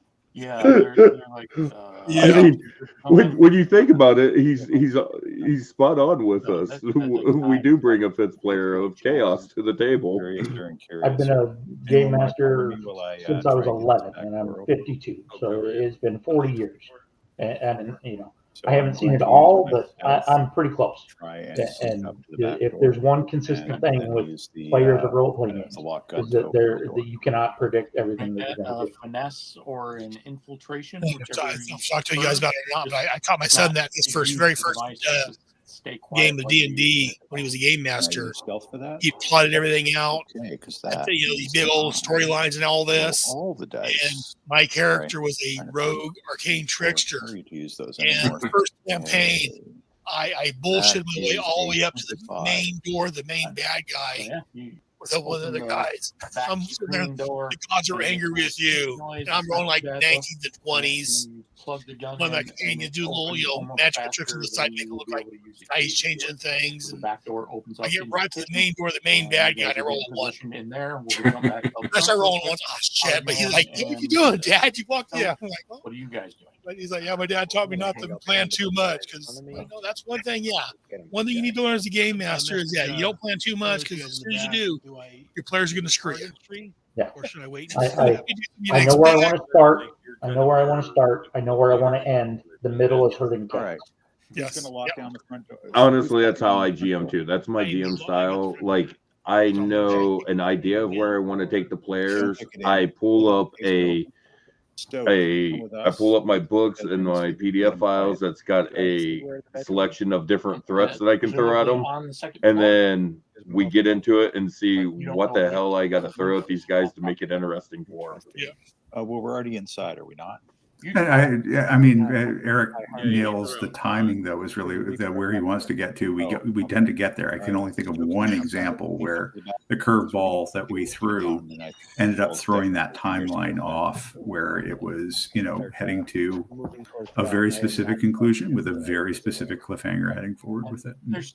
I think that, for the listeners at home who are really out there this time, as opposed to just made up in my head, you are going to notice that it is a cliffhanger from one to the next, and you'll be cursing Aaron for saying these are only monthly, because it will be very, very challenging to wait that 30 days until you find out how it is resolved. And I mean, it's only, I think, 2 weeks between ours, and I am often going, I really want to know how that gets resolved. I really, really want to know how that gets resolved. And so, yeah, this December has been particularly torturous of us because we have actually missed a game session or two. And what's happening? So I'm hoping that translates well to a listening experience as well as the playing experience.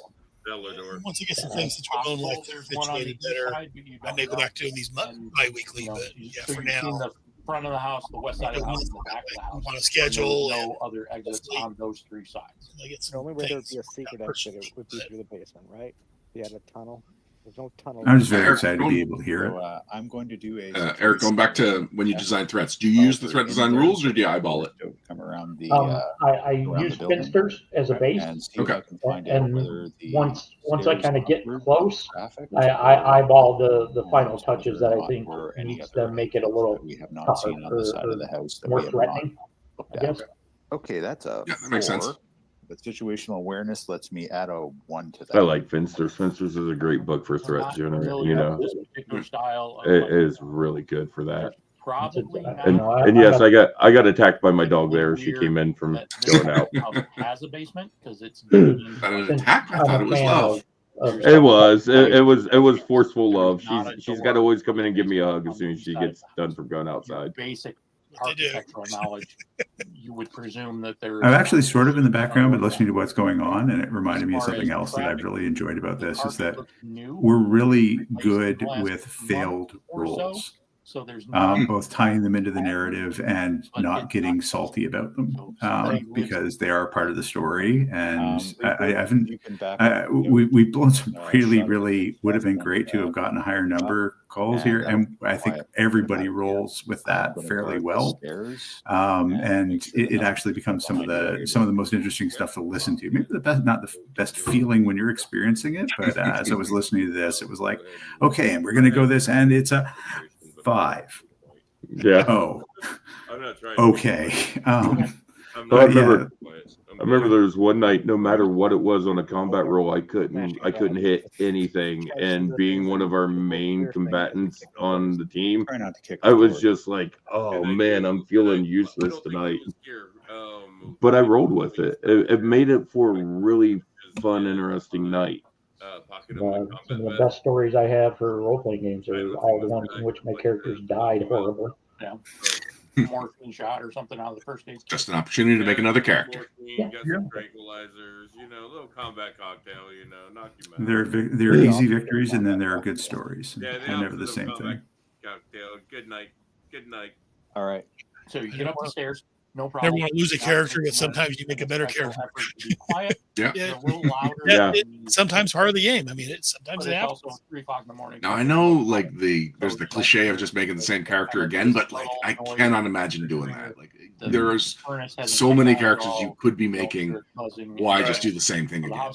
No, I think honestly, if Reaper would go down, if I decide to continue playing like a medic for the team, I would do a technician. I would probably run a character more like Lifeline and be, not the very, because Reaper's very combat driven too. Reaper's combat driven until he needs to be a medic. Yes. I just rolled an infiltration With Classified, I don't think I will ever play any character ever like that again. The audience listening at home are hearing this kind of iffy character that's you don't really get much out of who he is going to become from who he is right now. But the arc and the character and everything like that, I can't imagine ever having more fun with this kind of a build than I am having right now, and it would be frankly disappointing to try and copy it. It's a incredible experience to have lived this adventure through this character's eyes.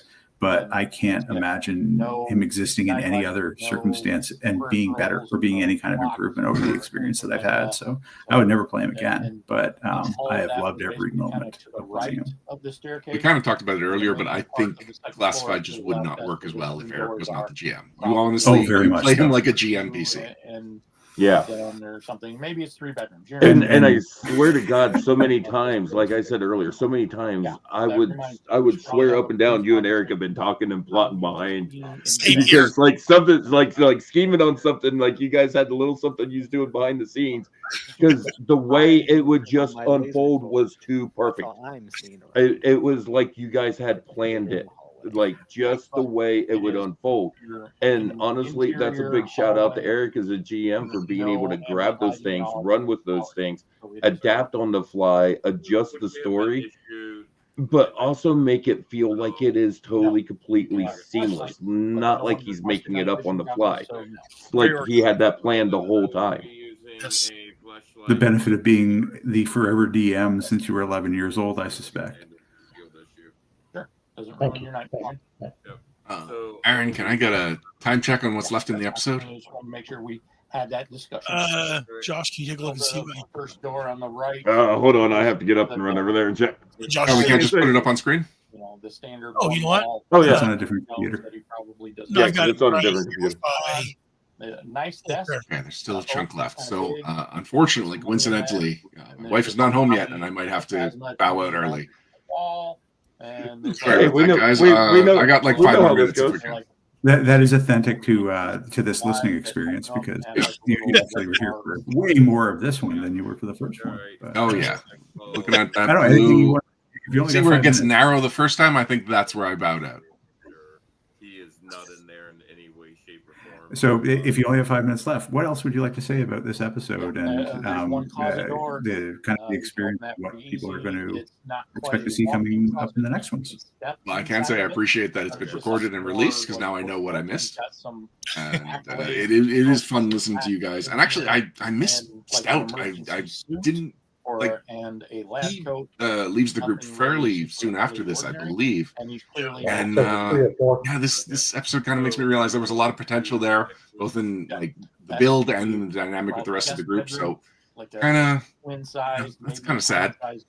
But as far as what to expect from Scaffold, no, I think it's I don't know how well it registers that Scaffold is way in over his head and just kind of improvising a lot of the time. deal. It's But smaller than the one by the time you see what I can do with the character in combat, and I do kind of like a couple of like I bend some of the rules. So technically, I do requisition the element jet that I use, but the way I describe it is usually that I'm just turning around and it's the backblast from my jetpack. He's doubling as a flamethrower. And then sometimes I'll take a different, I'll requisition a different element for the element jet. And so suddenly my backpack's running on lightning, I guess. So, but yeah, the way the character plays in combat is really fun, and I'm extremely mobile and can really you are now aware of the people take out multiple threats when given the right opportunity. There's no and something that I was not originally intending. My drone, Bithiani Tiniani, was conceptualized as a utility drone, and then as I was building him, I realized there was a redundancy in my build, and that I might as well just make him a combat drone. And so the theme of the drone is still that he's just a flying toolbox, but he is a flying toolbox with a laser that's blasting everybody. But it's probably 2. Report back. I have 2 or 3. And some really spectacular moments. Like you could, everyone, wait till you see this kind of moments, because they're, I don't know, very, very dynamic and very interesting. So, there's some really good stuff to come. I mean, it's already happened. Not even the stuff that's to come for us. So, right. Was there anything you guys wanted to talk to me about before I bow out? I just want to say I think I'm really looking forward to seeing where Scaffold's character goes, where Shoehorn goes, where we're going to take all these different characters. Shoehorn is not a character designed with an arc. He's just weird. Yeah. And like Mongoose was just thrown together, and like I realized today, like, oh man, I really never put a big background into him. Away from Hardman. He just happened to be. There is definitely an episode where I remember a switch happening in Scaffold where he's just kind of resigned himself. But for a little while, he's kind of getting a little more and more just depressed that the way he understood the world was not the way it actually works, and is just resigned to go along with whatever Beachhead and Classified are pointing him at. Well, and he had real Scully energy at the beginning. Yes. Right? Like to balance out the moldering. That Classified was doing. It was like, no, that's not real. Like, yes, that's not real. Wink. And he's like, what are you doing? Well, I think when we get to what is it, episode 2, where we realize we meet some things that we weren't really expecting. When we really get into when we really get into it. At this point, I have probably taken the flashlight and clipped it to my harness, and have both. All right, well, I'm going to bow out with that, guys. So thanks again for this, and I'll see you on the boards, and I look forward to when we finally got our next game in. Thank you. Have a good one, Ryan. All right. Aaron, am I going to screw up all your layout if I just leave? No, you just okay. Thank you, sir. Easy, guys. Good night. I got a 13 with a crit. All right, cool. Now we can talk about it. Nice. Okay. All right. So, Now we discuss Ryan. Love Ryan. Ryan's a piece of shit. No, We love Ryan, and we all know it. So there's no sense just saying otherwise. We wouldn't be here were it not for Ryan. Literally, Yeah, that's absolutely true. I wouldn't have met any of you guys if it wasn't for Ryan. Actually, it would be Aaron just sitting here on his own. yeah, I'm used to that. So nothing new there. Okay. So, like, if it was a 15, Yeah, no, Ryan is working on this game. I wouldn't have met Erik, and because I crit doesn't mean I made it. I didn't. I'm flattered Ryan is playing in my game and that he stayed in my game. And he's been interesting enough as the author of the rule book to stick around. So. yes, Yeah, I remember finding out when you told me that Ryan was going to be in the game. I'm like, that's cool. That's really, really cool to be able to sit and play with one of the creators of the game. yes. It's like playing D&D with Gary Syjak, right? Like it is just you're 100% there with the person who knows. And if I were Erik, I'd be like sweating. Not that Erik sweats, but I mean, at this, it's just it is very interesting to have. Like if you've got some GM bullshit that you have to do in order to make it an interesting story, It's like, am I going to get called on that? So I that would be stress for me. But Erik, obviously, you manage it well, and it's very clear that you do. There was a couple of moments where I was like, that's not really a rule, and he's going to say something, but I don't know if he missed it or if he understood what was going on. But I've had a couple of rules corrections from just about all of you, but I've never really been called out on anything. All right, let's group up then. For me, no. I still don't know what I'm. Man, you want to come in? Well, I think it's a thing that the system is still early enough in its development that we're still all trying to really learn the rules. They're walking from east and yeah, like why we might call something out. We're not like bashing or we're not going all like rules lawyer or anything like that. We're just, I think it's more for us all just trying to clarify and understand where we're at. And also, some of it we run into stuff that we have to make up some house rules on the run because we've never addressed anything that there's maybe a rule for this. Well, so jump into one of the big things. I think it is. It is. I'm supposed to have Erik as a player in my game. Oh, yeah. Erik's going to be a player in one of my games too. He's going to destroy you. He knows everything that messes up a GM, so he will destroy you. Dave from the chat says he's supposed to have Erik as a player in his game. That'll be some pressure for him. You guys hadn't investigated. But so one of the rules that one of the house rules, and I think we cover it. I don't know if we cover it within this one, but it is covered fairly early into it. Is the no crit on a 20 rule? Felt really bad to me as a D&D player, as a basically anything with a D20 player. It felt well. I was like, no, are you sure? Are you sure? And when you're saying that the person who's the creator of the book, you're like, I know you're sure, but are you sure?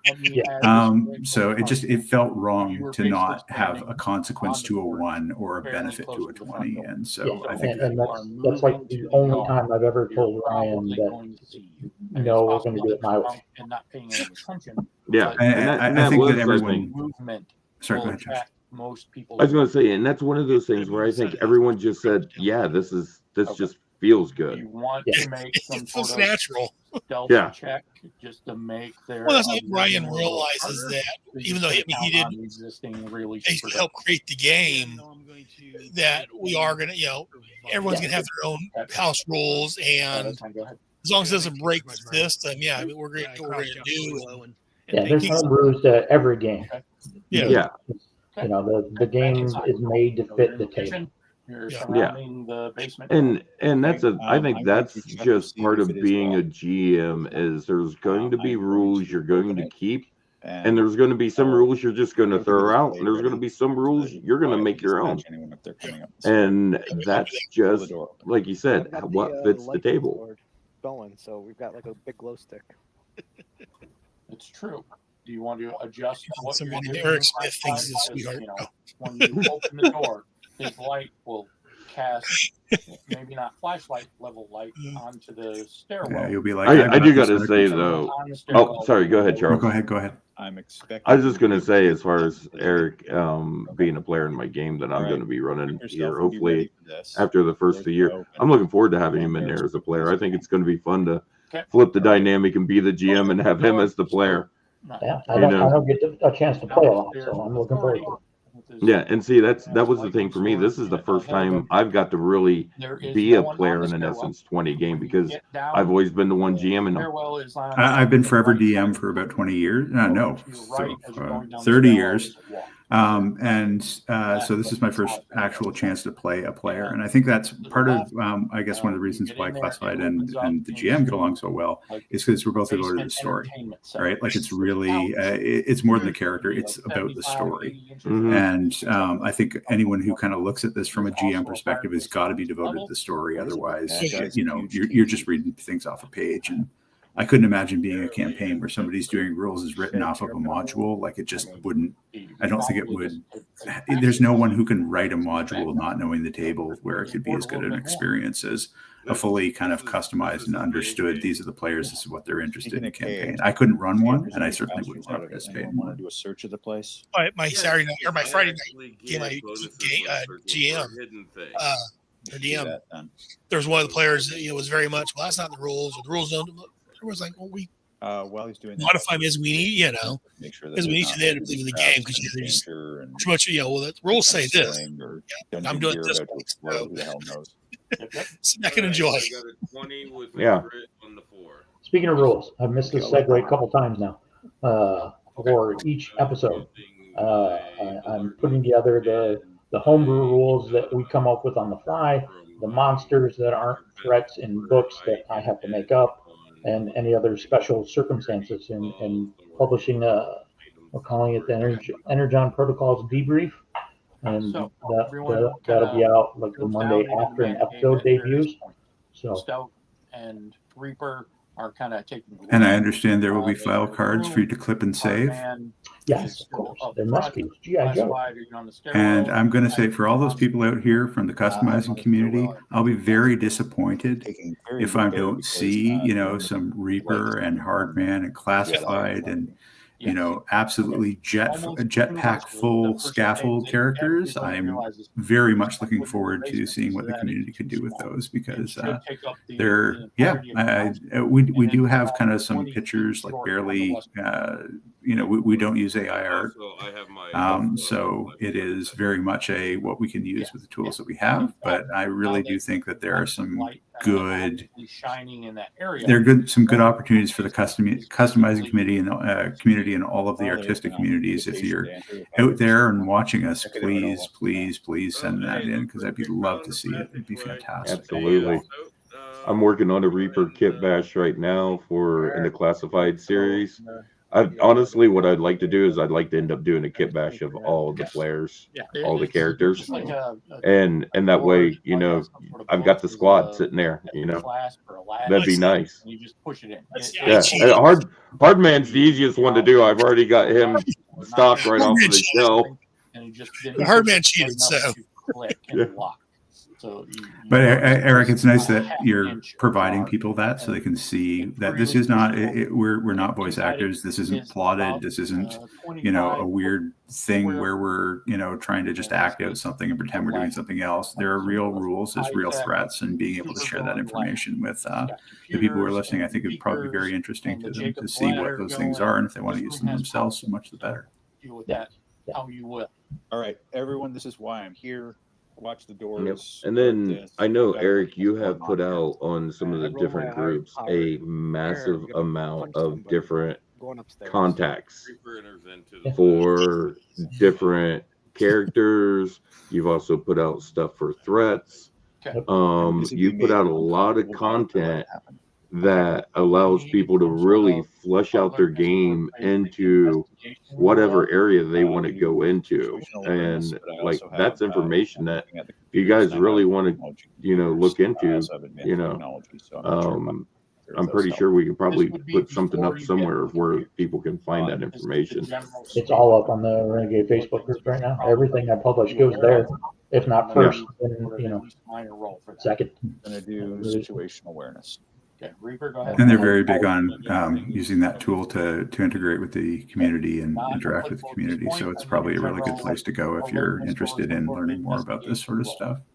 So Aaron's pretty good about putting links to everything important in the actual podcast. So it would be interesting to maybe include that so that people can go in and see Eric's the really good work that he's put together in those ones. Some of them I like, some of them I'm like. In this one, they introduced Bill Docker. Still don't like him. You've created a very good, unlikable character, so I appreciate the technical perfection of that. But I got to say, I did not create him. He's from the IDW GI Joe run. Is he? Yeah. I can't believe they went there. Okay, yeah, that's great. Apparently, the Joe's lost funding, so they hired him as a requisition officer to make do until they got their funding back or something. I haven't followed the storyline. I was introduced to him through a mutual friend, and the moment I laid eyes on him, I fell in love with him. Heavy duty. Like, I have noticed that you do have the ability to pull from a lot of, again, when esoteric, I don't know if it's a word I just made up, but how Ryan has kind of that encyclopedia knowledge of all the weird little things in the 80s. You seem to be able to pull stuff from everywhere and anywhere, and that certainly comes out in later things. How are you, where do you get the inspiration or even the resources to find out where all of these things were that nobody's ever heard of? Kind of at the bottom. I don't know. It goes back to the threats thing from earlier. I like mashing up things. You know, there's nothing more perfect to me than to put a xenomorph in a game as an antagonist where a xenomorph could never be. You know, because of IP rules or copyright infringements or it's scratches and dents and claw marks. And it's not just xenomorphs. It's everything. Movie before. And I like using everything. I don't like being limited by anything except what makes sense for the story. That's above my pay grade. Well, I will say that for the fans who stick it out and are here for 8-9 episodes, 8-9 months from now, you will engage with the funniest Transformer I have ever had any experience with whatsoever. And I still, when I'm trying to describe what this game is and how weird it gets, that is my go-to to explain how weird it is, because you have found the craziest Transformer story ever and incorporated it, and it is brilliant. Which will let you go quicker. You can use science at 2. So I did ask my fiance to run back to the office and grab. You can still make it work. This is so I have a computer. just my Reaper kit bash that I'm working so far. I literally just took an airborne and stuck a snow job head on there with some goggles. But I'm going to be yanking this vest off, putting a different combat vest on, and some other gear that I'm going to be ordering in for him. But this is going to be my Reaper kit bash. Can help out a little with that. Reaper, Yeah. what would you like your 2 to 5 down? Yep. Mine would be anything. And actually, I think I might even have pretty much all the stuff for classified. I think I'm going to take a movie Snake Eyes body and see if I can't find a face that would fit appropriate. Sample taking kits. If I can maybe find another breaker, use breaker's head. Yeah, there's. If you're looking for the face that I used for him, if you're looking for it in 3.5, and I don't know if they've branched into classified scale figures, but Marauder Toys has a lot, like they have a whole customizable line of figures and specific. So if you're looking for a specific head style or head type, they're really good for that. But I don't know if they branched into classified. Maybe this will be a wake up call for Marauder John to go, oh wow, I should really be making these if he isn't already. But like an acre. There are a lot of resources now that have never been available to customizing community to do things. Yes, sir. Let's not forget about you. Yeah, one thing I do want to get in the future is a resin printer for doing, stuff for these with the high detail and stuff. Still not paying any attention. And you're crouched down pretty good. I definitely would like to, like I said, like the eastern edge get the whole squad put together. And then one of them stopped. And that's including all the guys like Bill Docker and Hexblade and those guys, all of our support team too. You only have a little bit of moonlight to kind of really got to get them know that there's people there.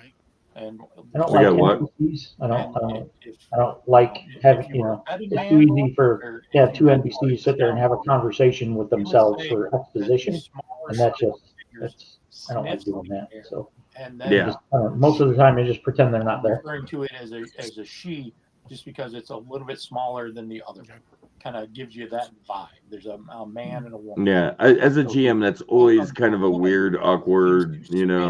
You're trying to have a conversation between 2 NPCs, and you're just sitting there talking to yourself. Larger being takes a couple more steps forward, and then kind of notices. I'm going to do something weird and talk about what's going on in the background right now. This is an excellent example of something that that Ryan talked about, and I kind of want to point out here. It's, one of the standard things in horror is never show the monster too early, right? And so, Eric, you're very good at slowly introducing this concept and slowly making it there, like the drunk couple that we're talking about right now.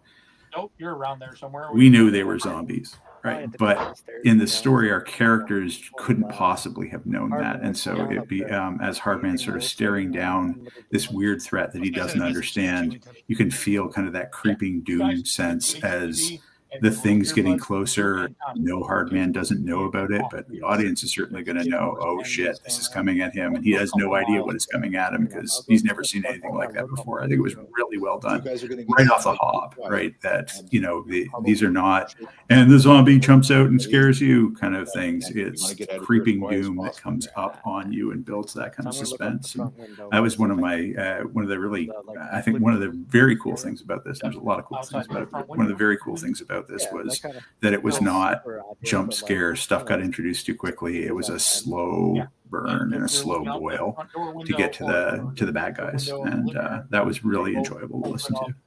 Yeah, and the thing that I liked about it was at the same time who was outside. It was Aaron and Stowe and Scaffold. Well, Scaffold already left. He wasn't with us.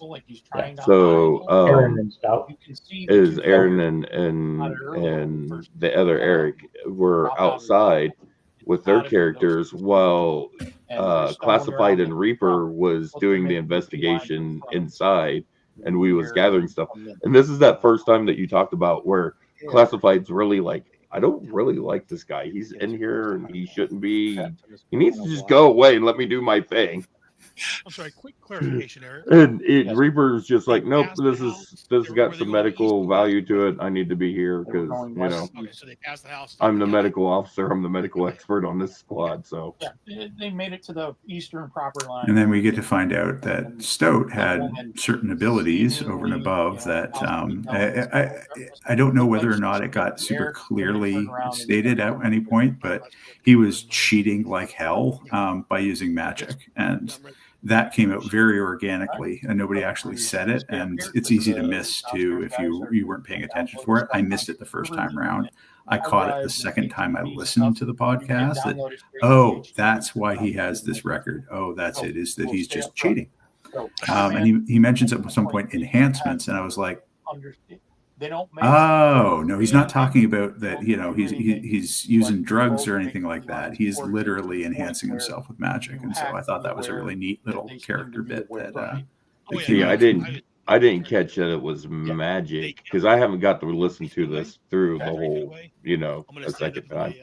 I didn't catch that it was magic. I caught the enhancements, and I was expecting to see. I was expecting as the character, we spent more time with that character to be revealed that he had been like altered and enhanced and modified in different ways, is what I was kind of expecting to see come out in the future. And I really do hate the fact that he wasn't able to come back into the group because we lost that other player to mesh with, but also at the same time the 4 players have really formed that squad even in his absence. Acknowledge your presence, really, other than they are heading directly towards you. I'm going to reach down and turn on my armor, my personal shield. Thank you. My mind turned off. Here we go. Shield. Does that emit light? Not necessarily. It doesn't say. It's it's a. And see, Ryan wasn't there, so we couldn't ask him. Well, it has to emit light because you can see it. I would think would just give a light. Right. I don't know if it's a lot of light, but as we talked about. Right. It's one of those weird things. It's like, what does this really look like? Talk about size device.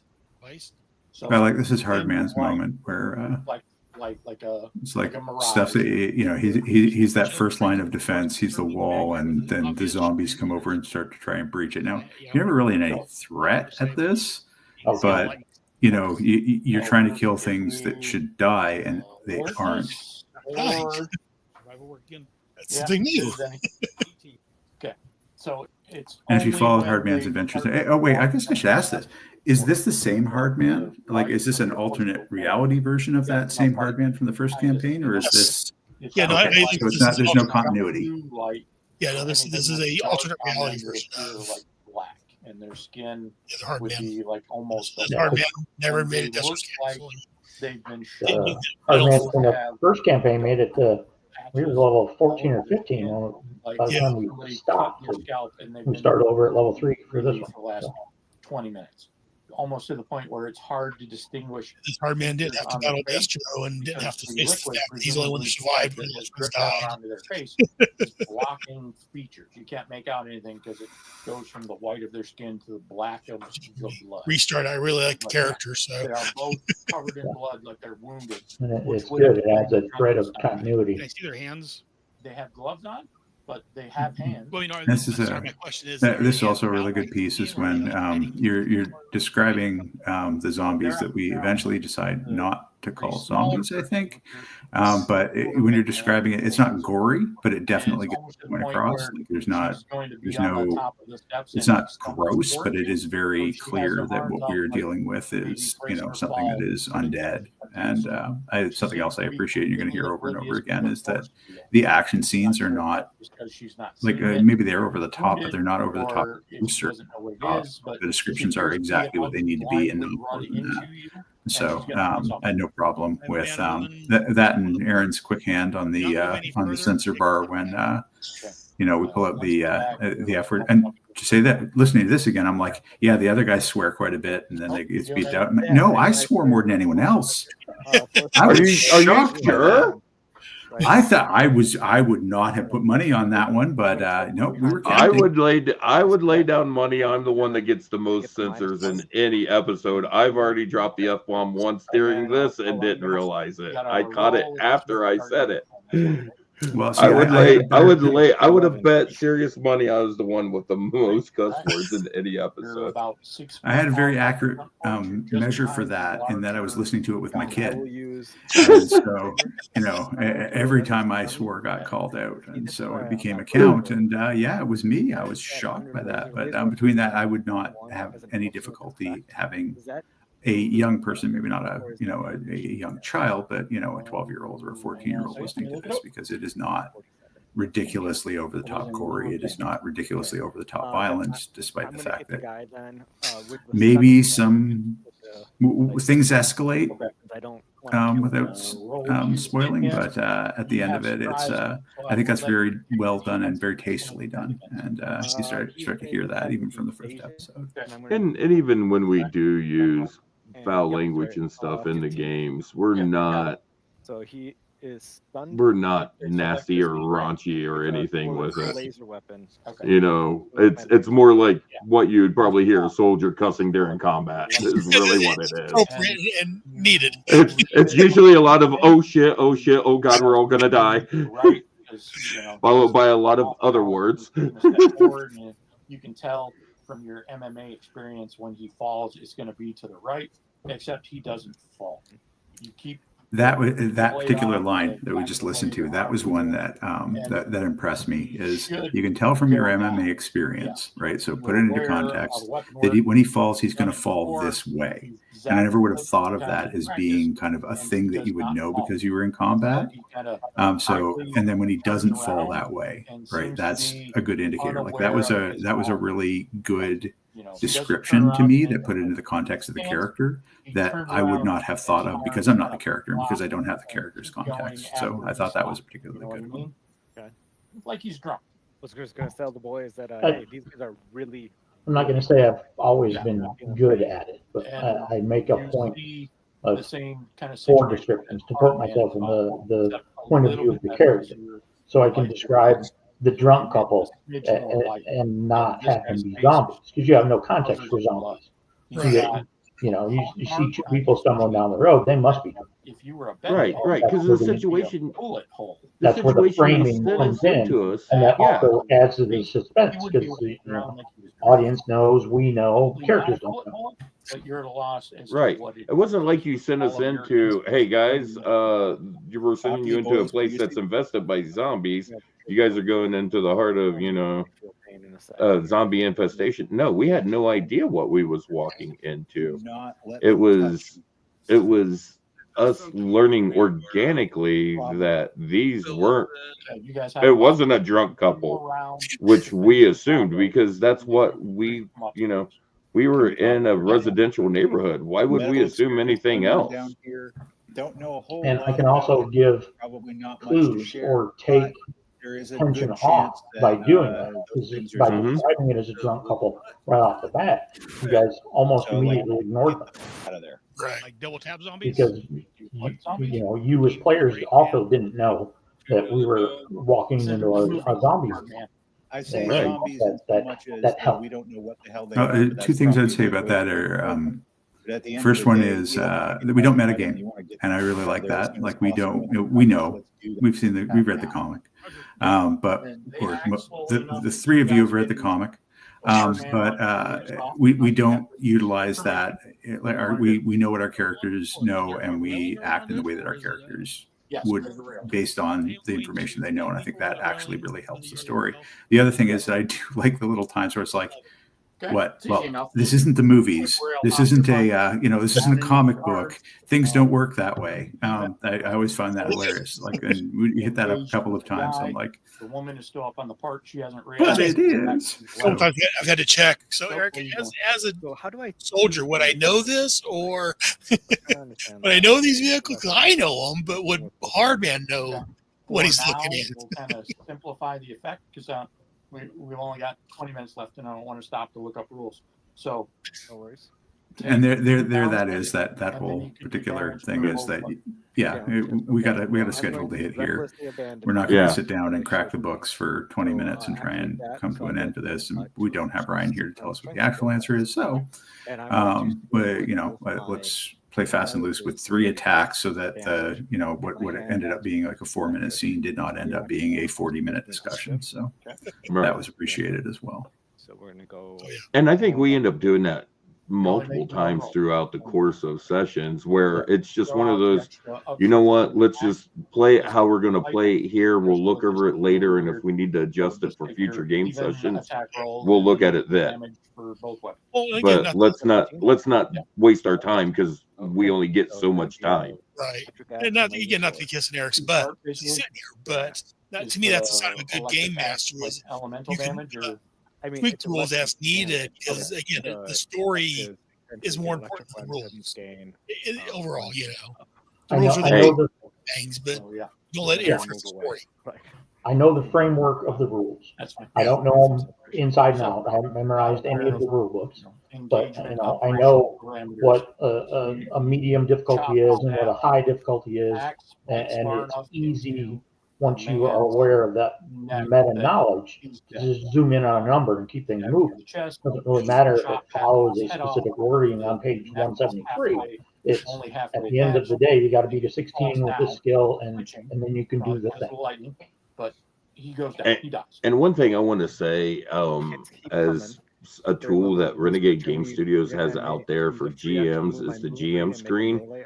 I think those things should not just be for the GM. I think every player should have those because it has all that critical information, like how combat runs, what stats, like status effects are, things like that for your game session. So like a lot of times if I don't have it out on the desk, it's right next to me where I can grab that during our games and take a look at it if I need to look at it for a reference or something. All of the stuff downloaded on I've got the game item as a PDF on my phone. I've got that. I've got everything. I bookmarked. First thing I want to do is go into our that way, if something comes up, I can pull it up. With it's easier to some find. biological anomalies. Scroll through the Here. book. Is this enough to start the mission, or do you want us? I just try to do things, and then people will tell me that I can't. I'm for doing the mission. Do that. Charles is working on the I will just ask for permission later. Sure, I'll ask for forgiveness later. No, people are pretty good about saying, no, you can't do that, or no, you'd have to have this skill or something. I'm like, oh, okay, well, I'll do it this way then. Like I work from my position of ignorance and don't let it spoil my ability to move forward. Right here, but all right, hang on. And it's not really that hard of a. There are some elements that are there that are a little more challenging to learn than others. But as a game system, it's pretty forgiving. for the different pieces. And now that Matt Ryan's not here, I can say I don't love the way that the books are laid out sometimes because they're very tough. It's very tough to get to a summary point of view. Like I've got no patience anymore to look things up. There's PDFs though which you can search, so it's not so bad. But some of the way that it's laid out, you have to read a whole lot of stuff that before you can actually get to a character build. And that was a bit challenging for me, but since I've gotten through that kind of first hurdle, the second character took no time to build after the first character took quite a long time to build. And trying to find the various different pieces now has become a lot easier and a lot more organic now that I've actually done it once. So that means you got a main action, move action, and you have 4 free actions. So yeah, switching weapons shouldn't be a problem. So I'm going to ask about this one now because we just heard it. So how are free actions determined? Like, is that something that's a class skill, or is that something based on like one of your stats, or what is that? Yeah, that's good enough. So if you have a 1 speed, you get a main action. If you have a 2 speed, you get a main action and a move action. If you have a 3 speed, you get a main action, a move action, and a free action. Every point in speed above a 3 is all free action. So if your speed is a 12, you have a main action, a move action, and like 8 free actions. Which do not. And what are free actions for exactly? Fatal wounding. I just learned this like a month ago that you can burn a free action to give yourself an extra 5 feet of movement. You can aim, you can assist others, you can draw or holster a weapon, you can speak dialogue. I really don't get into that. But or should there's a lot of uses for free actions, and since supplemental books have come out, they've done a good job filling in kind of the holes that the core book doesn't really cover. I watched last night, and if this is, I feel like there's something really so not for a character that has not shown up, and I'm not even going to talk about him that much.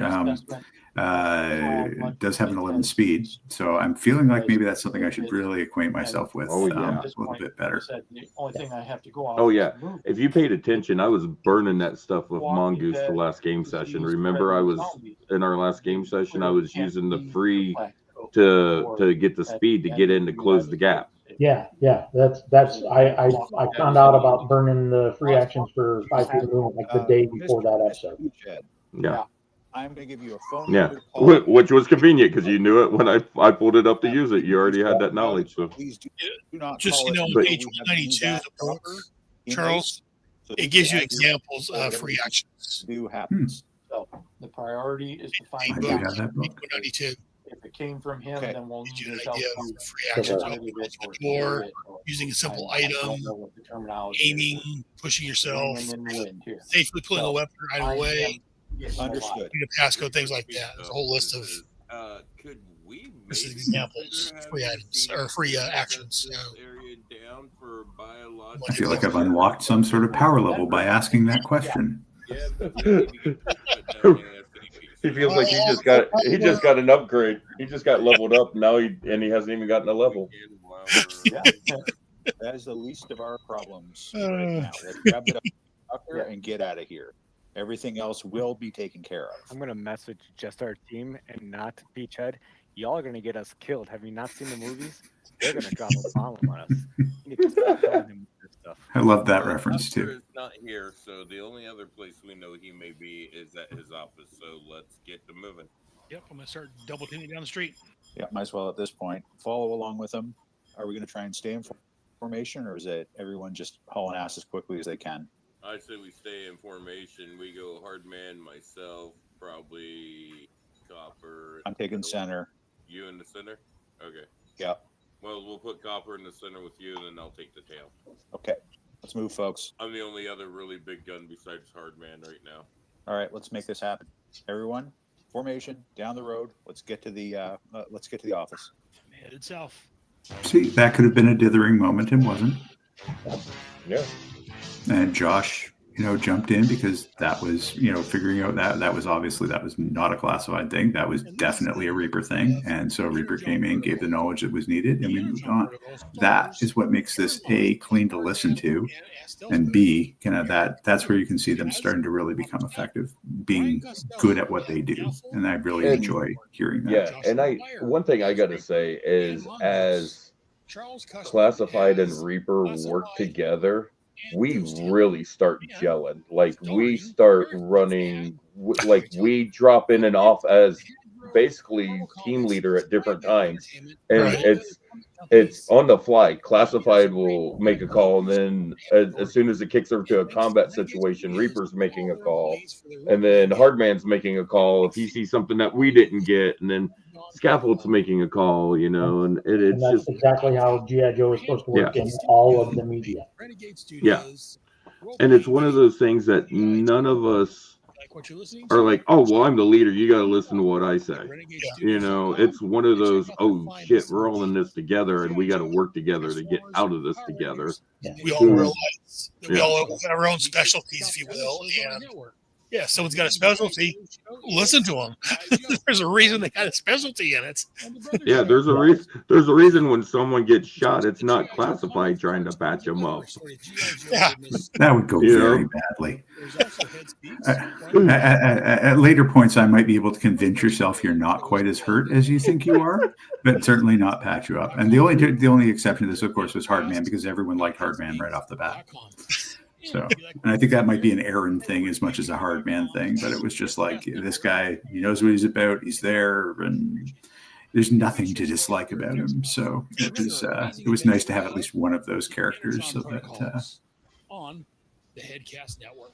Well, see, and like part of the thing I was doing with Reaper's supposed to be kind of gruff. He's supposed to be a little crass. He's supposed to be almost kind of beachheady in his mentality, but not beachhead. Right. I had a panic there. I'm like, how can it be 10 o'clock in the morning already? No, 10 o'clock at night. It takes out cuts whatever at the very end of it. So yeah, I would point out that there are after credit scenes. So, listen to that music and then hold on, because there are a few minutes of conversation. Sometimes they're the funniest bits that hit the cutting room floor. Only the gameplay, but you know what? I think people want to hear this. I don't want to slow the game down. Listen to the game down. So they hear at the end that way. That does sound like entertaining content. But, right.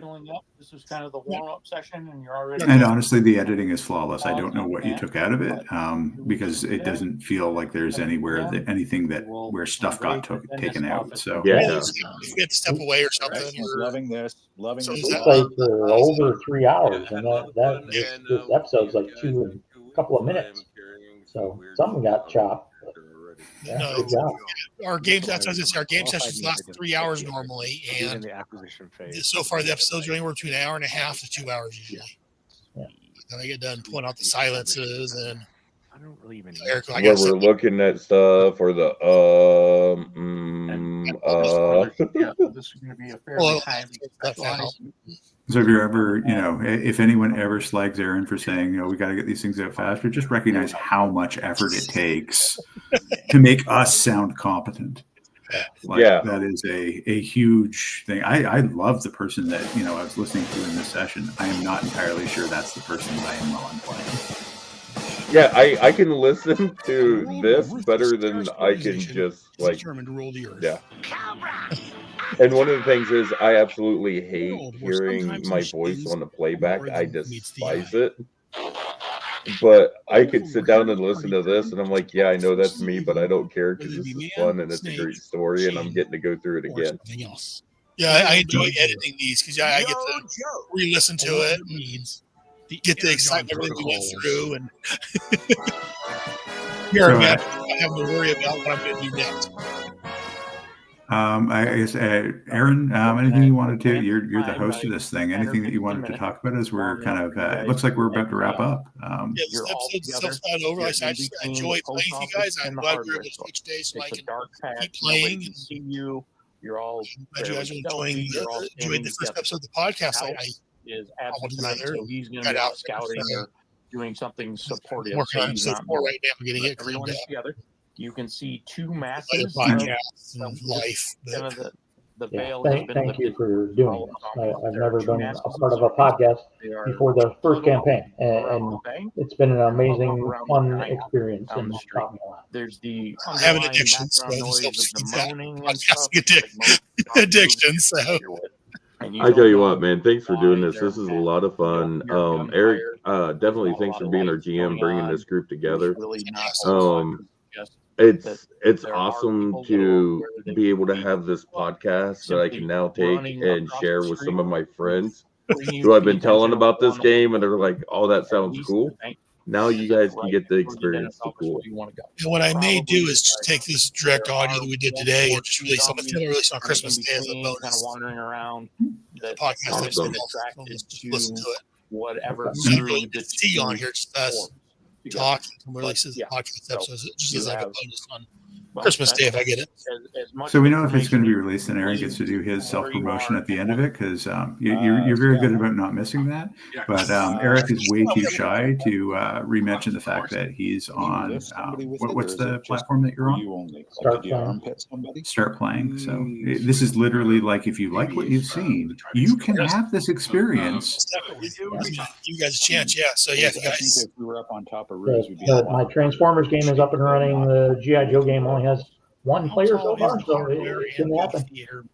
So there's your Christmas present to yourself, if this is coming out on Christmas Day, is that you can actually have Erik as your GM and actually live the adventure at home, which was a subtle reference to something that I don't even remember what it is, but it just popped in my head that I've seen that. But yeah, I mean, you can live this adventure because this is, this is something that you could do too. And I hope that you do, because you'd have as much fun as we're obviously having on this. Oh, the doctor's office is not So the you guys, dentist's else you guys are working on or anything you guys want to that. promote? Okay, so it'd be the lawyer to the dentist's office. Start playing. Got it. Start playing. Well, it's not quite as bad because all the Start locals playing. are My outside the name's doctor's office. Rick Shear on the platform. A picture of my face. I'm hard to miss. Does it look like there's any way to reasonably get Variety to the games, lawyer? G.I. Joe, Transformers, Or anyone other than Roots, scaffold? Well, I can get myself to the top. The One Ring, I can lay down a rope and and help you all a small climb. smattering of others. Be a very good idea. But jetpack's loud phone number and scrolling across worried the about bottom of the attracting screen. attention. Well, I'm That's afraid fine. jetpack. It's going And well, I don't have anything to promote. I will, because Ryan's not here. Ryan's got a whole network called the No Direction Network. I hope I'm quoting that correctly, and if I got it wrong, then I'm sure that Aaron will correct me and put a link to it in the comments of whatever this gets put out for. But amazing. You will learn more about RPGs and game playing and G.I. Joe and everything else that if you're watching this, you're probably interested in on that. It's my only challenge with it is there's so much content I can never possibly catch up with all of it. There are very productive people in this room who are doing a lot of very good things. I'm not one of them, but it does allow me to spend a little bit more time engaging with the brilliant things that you all are putting together. So We can get to the hardware store. We can get to the dentist. And then I just got some games I'm running on the side on my Discord server. I'm probably going to be recording the one that we're going to be doing with Erik and a couple other guys. I'm still looking for a couple more players for that. Gotcha. So if you're interested, reach out. I can probably get Aaron some of my contact information so you guys can get a hold of me, and you can get a hold of me if you're interested in joining a game. There's no really set time for that game right yet. The time frame is we're going to start sometime in January. We're going to get past the holidays, and then we will kick into getting that game up and off the ground. And it will be a G.I. Joe Transformer crossover as well. And it's going to be very Dreadnought heavy. So, Lamartu mentioned Lamatar. I should be able to freaking say this. I'm Canadian.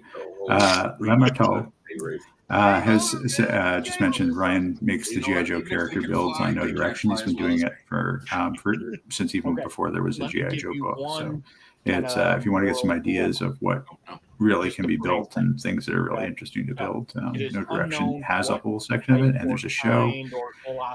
And Ryan's gonna, hit me with a fish or something, throw some protein in my face for forgetting what the specific show is, but there is one that's dedicated to the S20 material, so that's really good. I have to catch up on that. Maybe that's what I'll do after this one. Or they could be, if you go to my website, headcast.headspeaks.com, there's a section for co-hosting guests. Possibly. Click on that, go down a little bit. There's a section for the Energon Protocols.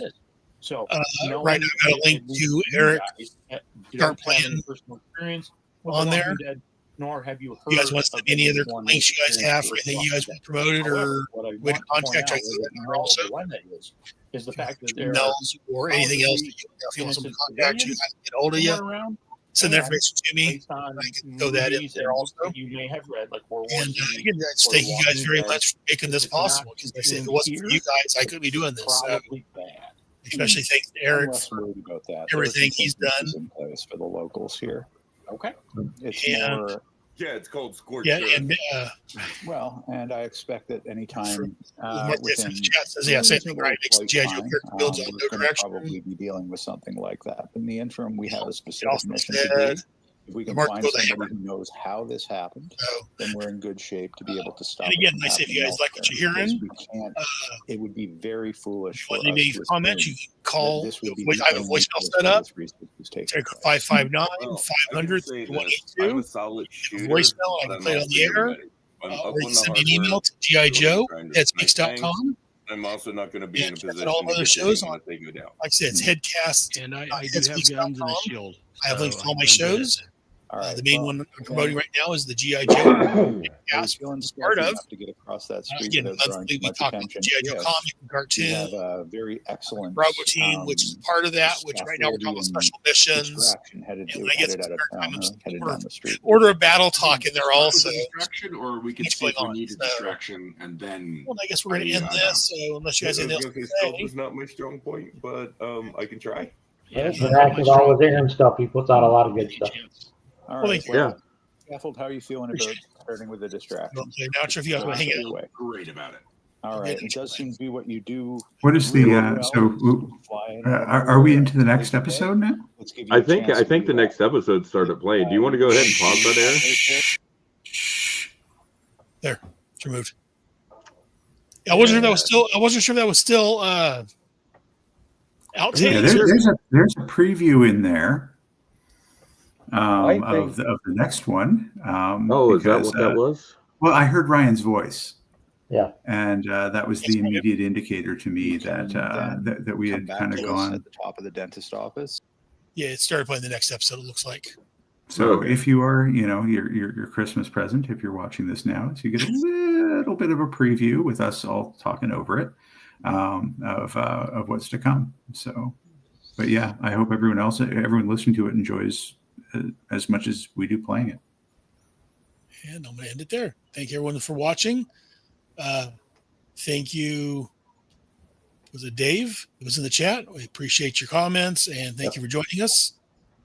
And we're going to end the show now. Have a good day, everybody. And oh, by the way, if you're watching this, Merry Christmas and Happy New Year and whatever else you may celebrate. Okay.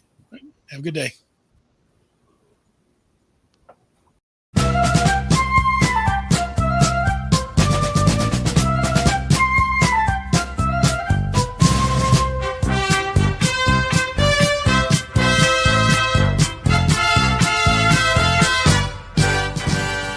Yo, Joe.